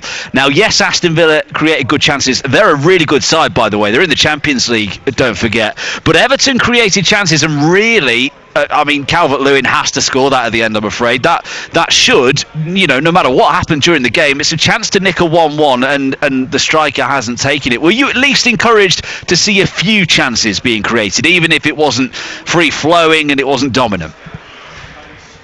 I didn't think they were going to score tonight, to be honest. They didn't look like scoring. They could still be playing now and they wouldn't score. They haven't got a clue. I've give up with them, honest to God. I've give up with them. I think I'll start watching Liverpool. We used to get a bit of excitement. You've just swore there, Dave. Yeah, I'm afraid we're going to have to apologise for the language you've used. No, Dave, yeah, I swore there, yeah. Dave, I've known you a long time, and you've phoned in for a long time, and you're quite right certain things, but again, as night follows day, that was better than when Dyche was here. We could have actually scored 3 goals. With a bit of luck, Calvert-Lewin could have got 3. And the big thing Ronnie, but they could have been 3-0 up in the first 10 minutes. Oh, they were far better, and even for Pickford again, kept us in the game. But what I'm saying is, he's come in sort of Moisey, and a bit. We were talking at half time about it. Throw two up top, do it a bit different. And now, for me, which we've lacked for a long time, is good wide players. And I think Lindstrom again. I think it's a little bit too physical for him. I don't think we're going to. Exactly, we're not going to make that permanent. But the frightening thing is we've still got to get points enough to stay in the Premier League. But there's 12 out of contract, and again we're getting an old looking team with Young, and you've got Decore, Gay as well. So you've got a group there now for Sunday. I don't know what he's going to do or how he's going to bring it in, but we need more quality in the final third. I mean, I think Alan Shearer at his best wouldn't score. And tonight, Calvert-Lewin for a long time, they're the best chances he's had, and you've got to take them, Dave. That one at the end there was unbelievable. And again, we all agree that Aston Villa were a far better team, but we drew 1-1.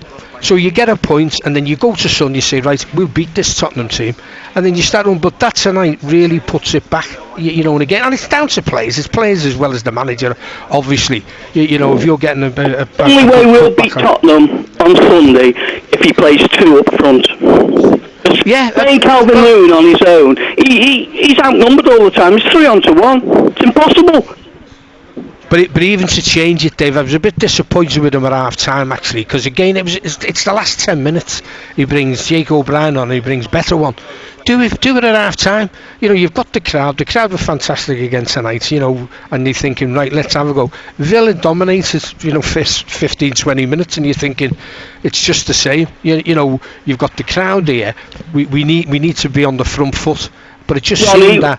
Before we go, can we get you back on the wing? I'd love it, Dave. I'll bring my boots Sunday. No, but it is. I mean, we can see it, and that just annoys me for a long time. And we'll throw Thelwell in as well over the director of football. If you don't know that, you need quality wide players. I mean, we've got a lad again who hasn't done it this season. Honestly, I've never met the lad. But he done well at Leeds, and he's come here, but he gets another 12-month contract. So whether he's going to go back to Leeds and we can get another loan player, and we can't get loan players because we've got Lidstrom and we've got them all over the place. So, as I say, we've got to work with obviously what we've got, but surely we can get at least 2 or 3 players in before the window closes. To help out. And, well, I hope so. I hope you're phoning next week and you're far more happier. But it's not that, Dave. It knocks it puts the the pin in the balloon. It's burst, and we've only had the one game. We've got to pick it up again for Sunday, and the players have got to do it. And obviously Moisey's got to do. Moisey's got to do his magic trick. Well, he's got to, hasn't he? Yeah. Dave, cheers for your call. Have a good night. Hopefully, yes. I hope you do, Dave in Great Sutton. Oh, dear me. Right, so we'll get to more of your calls. 0800 731 9333. Dave clearly was being a bit sarcastic with that Dyche comment there, but still not happy with what he's seeing on the pitch. It is early days to judge what David Moyes can do, I suppose. Let's carry on with the callers. I believe we've got Gary in Widnes on the line. Gary, good evening. Yeah, good evening, lads. Ronnie, what are you thinking then, Gary? What are you thinking? Well, I don't often disagree with Ronnie because he's very shrewd. I like to think I am too, but Calvert-Lewin isn't unlucky. He's back to his. He's had one good half a season under Ancelotti. That's Calvert-Lewin's level. Wasn't unlucky tonight. He just doesn't have the ability. He's not a finisher. He's not a striker. He's fraud, in my opinion. And if David Moyes, managers like to come in and think, I can improve these players. I can really get the best out of them. There ain't no improvement in Decore and Harrison. They're not footballers. They're not good footballers. Mikalenko was slightly improved, but his general level is abysmal. The only thing he did differently today, someone must have told him, every time you get that ball, you try and get the ball in the box, you try and cross it in the box. Because his normal one is just to tap it inside to a midfielder. But you're right about players. Players get managers to sack, and we have some dreadful players in that team. And Calvert-Lewin's one of them. That's 17 games without a goal, I think, Ronnie. It's not all bad luck, mate. Oh no, I'm not saying it's all bad luck, but if you look at the third one when it bounced and he never connected and he got kicked off the line, I mean, you could have been Jimmy Greaves one time and miss-kick it and it goes in the other corner. You need that luck. That's what I was trying to get across. And then at the end, he should have done. I mean, a defender should score that goal. You're right. He has one of those things, but even looking at it though, Gary, over for Sunday, and when I say being serious over who you're going to pick and what we're going to do, I mean Addison Armstrong impressed. I know it was only Peterborough, but that pass to Beto, Beto's got to have passes like that. I was about to make that point because we do not have midfielders who can play. That is the killer ball in football. That 10-15 yards straight pass in between 4 defenders to a lad running onto it. That is the killer pass in football, apart from the cut back from the dead ball line. Well, we never get to the dead ball line and cut the ball back. So we've got to have someone who can play that killer pass. It ain't going to be Garner Gay, as much as he's a great defender. Mangala ain't going to do it. And Decore, oh my God. Oh, he's like watching Inspector Gadget. He can't tap the ball. He can't shoot. And people think, yeah, but what about them goals he scored 2 seasons ago? He scored us a few good goals. You can't live on that. Forget that. That gets us nowhere. That doesn't save us this season. He's not a good footballer. And Harrison Armstrong, I don't care how old he is, he's a better bet than Decore at the moment in that midfield if we're looking for creativity. But we're too predictable, Gary, as well. I mean, it's like with anything. You know how we're going to line up, what they're going to do, and you're quite correct over. I don't know. Harrison's got another year's contract, to be honest, but Moisey should know that. Since he's been out to West Ham, he's been on the media and obviously be looking at our results and looking at the players. So I thought today he might do something a little bit different. But again, it was sort of give Harrison another go, which again, first 20 minutes he had a nightmare. But I mean, the longer it goes on. Ronnie, first 7 minutes, I looked up at the clock. On the 7th minute, he gave us the ball away for the 4th time. He'd lost possession twice. He passed it to them, a 5-yard pass to them once, and he'd headed it to them once. I looked up at the clock and I said to the lad next to me, he's given that ball away 4 times in the first 7 minutes in promising positions. And I'm going, he's garbage. I'm sorry. I don't want to criticize. I want every player in who plays for Everton, I want to be praising because they're doing well. But my God, he's terrible. No wonder Leeds are desperate to get him back. No, but that's what I'm saying about. We've got to think of ourselves, haven't we? To do it, and when you're playing like that, it's hard to attack players because you're thinking, I'm not going there to be in a relegation fight, and that's why it was. It was so big today over Moyes, and that's what I'm saying. It'll be interesting what he's going to do on Sunday because, you sort of look the previous caller, Josh, is saying, no, give him time. We haven't got time. You've got to get wins. You've got to start winning football matches, and you've got Tottenham, and as I say, we've got Brighton away, Crystal Palace. Good sides. So again, we've got players. I don't think are good enough myself. But who are you going to put in? But I'll certainly put Armstrong in. He's for me, he's a good kid, and again, he gets the passes going forward, and that's what you need. Gary, thank you very much for your call. Let's try and squeeze in one more, shall we? We've got Paul in Kensington on the line. Paul, good evening to you. Tell us, what do you think about the start to the David Moyes reign? Well, he's only had a week with the players, hasn't he? But I'm agreeing with Ronnie there. He's got to give this young lad Armstrong a chance. I was just saying there, the best pass I've seen at Goodison this season, alright, it was only Peterborough in the Cup. The ball he played through for Beto to score against Peterborough, it was right through the eye of an eel. It was a cracking pass. It's the only really incisive pass I've seen at Goodison this season. Give him a chance. Decore too slow now, is he? He's been injured and he's just not up to scratch, I don't think. And the other thing is, I was thinking, we're struggling on the right wing with Addison. We all know about him. Lindstrom, it's too physical for him. And I'll try Ashley Young on the right and Patterson at right back. Because Young started off as a winger anyway. Give him a chance. Patterson alongside Tarkowski and with Young helping him out defensively, it could work down the right wing because nothing's coming down the right at all. Mikalenko was a little bit better today, a bit better defensively, and put 1 or 2 balls in, didn't he? 2 crosses in and that. But you're going to have to start getting something more creative. But Calvert-Lewin, that chance at the end there was awful, really awful. Yeah, but as you've said with that, with Ashley Young and Patterson, it's a game with Patterson. He'll get forward, and that's the thing where we've got to, instead of just defending, is attack. It's to have a go. Maralenko was trying to get forward today. You've got it where Ashley Young, as you said, but they're not going to do any worse, Paul. At the end of the day, exactly. So Armstrong going to beat him to Corey.